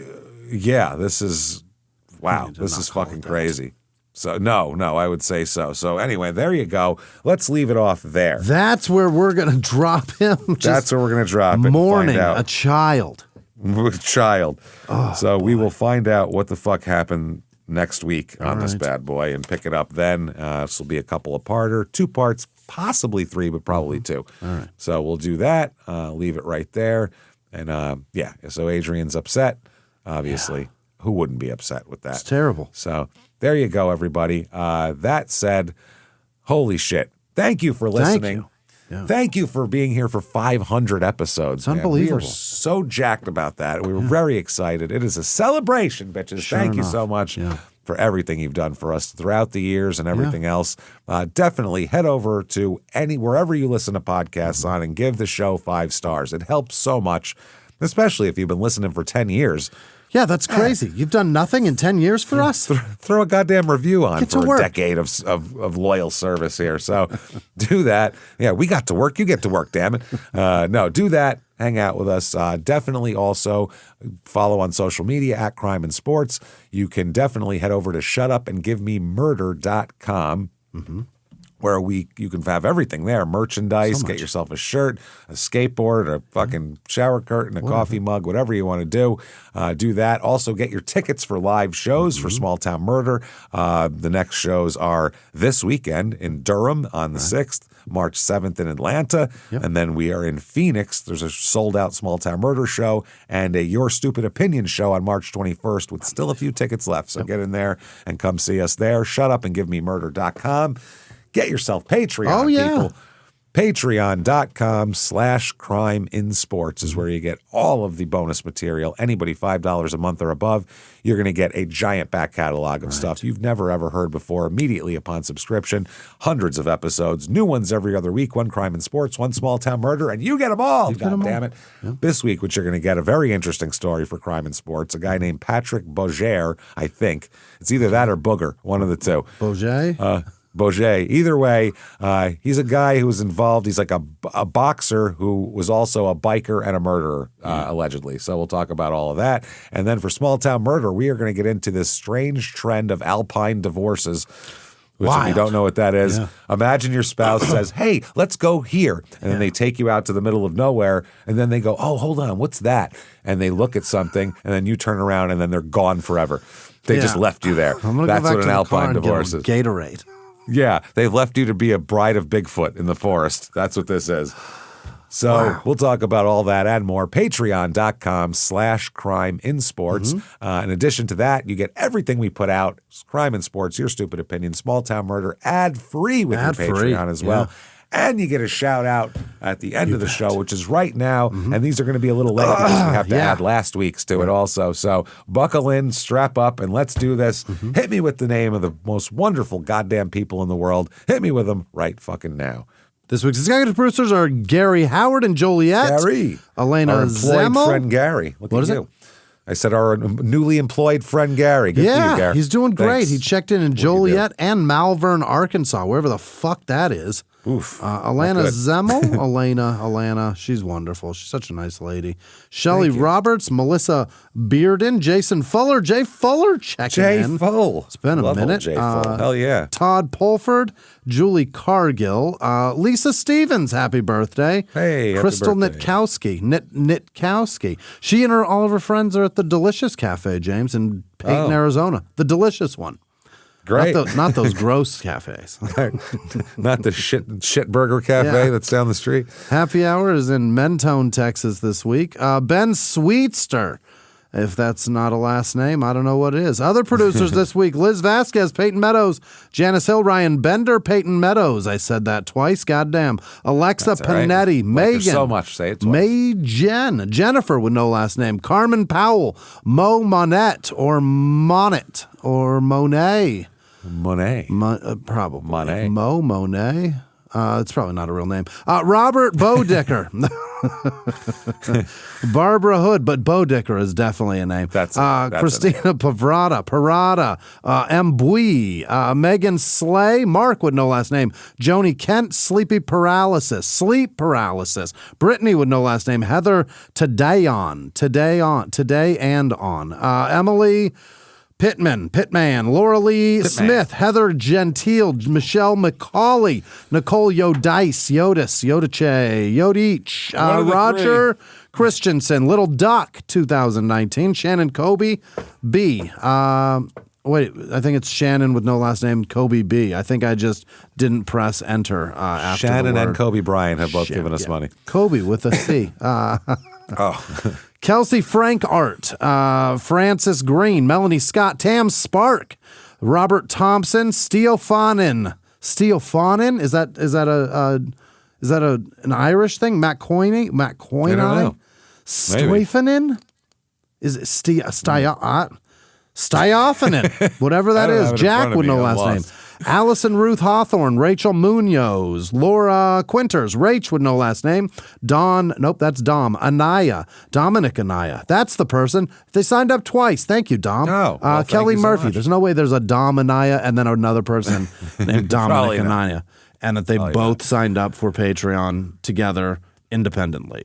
I'm going to guess not. No. Kelly Murphy, Luna Lynn, Melissa Stefanelli, Jamie Campbell, Carrie with no last name, Janice Hersey, Amanda Harmon Wilson, Kyle Weeks, Jessica with no last name, Space Case, Evan H., Charles Morgan, Sherry Cortez, Laura Olson, Becky Jackson, Maddie Tate, Mara Wecker, Seeger Arrow, Catherine Lazarus, Cayenne with no last name, Nicole Akers, Benjamin Vanderward, Sean Arnold, Thomas Greer, Amy Smolers, Jennifer Beckley, M.A., Kamara, Nat Chester, Rainey Mulch. No, Rainy Much. All right. Jolene Strobel. She got 2 patrons. Thank you, Jolene. Oh, my goodness. If you didn't, you have 2, so sign back in and delete one. Eric Sharp. Give one to Angela, somebody else. Angela Warren. Brianna Guild. Stormy Reuter. Tracy Davis. Kelly Burns. Oberwan Kenobi. James. Brandy Jones. Nicole Peavy. Melody Alton. Randy Runyon. Peter Sirvin. Cassandra Christoph, Rachel Hayes, Jennifer Ailman, David Hancock, Rachel Johnson. Yep, wangin' your mouth, James. That's definitely a person's real name. I'm sure it is. Wang in your mouth. Tyriana. Taya, not going to work your names elder. Shivani Lane. Lisa with no last name. Cody Charlton. Or maybe Carlton. Vicky Heine. O'Hara. Cynthia Lundy. Melissa with no last name. Becky Spanner. Big Joppe. Noah with no last name. Jamie Anderson. What is the rest of this? Kaya Wong. Kelsey Tyler. Tiffany Henderson. Brandy McBride, Heather Morvay, Ethan Merseth, N. Langfelt, John McMillan, TH02051986. That's your PIN number or your birthday. Jesus. Shonda Mobbs, Haley Beckvar, Marvelous Madam Mimsy, Casey Godbout, Howard Hale, Haley, Ali or Ali Modica, Gina. I just ate Gina's name. Gina Ardito, Gloria Filipova, Cherish Hansen. Blech. Lee, the CPHT in North Carolina. TT, Beth P, Ryan Goff or Gauff, Sarah Matheson, Sarah with no last name, maybe the same person, probably not. Liz Vasquez, Peyton Meadows, Melissa Madgett, Nathan Rose, Ryan Bender, Happy Hour, said that. Janice Hill, Cameron Delame, Catherine Chester, Allison Catherine, Bethany with no last name, Jill Jefferson, Nikki Edwards, Matt Haunts, Scott Van Pay. Yep, Tiffany Lang, Jamie Blair, Jody with no last name, Greg C, Courtney with no last name, Travis Yoder, Bradley Carpenter, Jeannie with no last name, Hazel Tiffay, Chad, it's Hazel.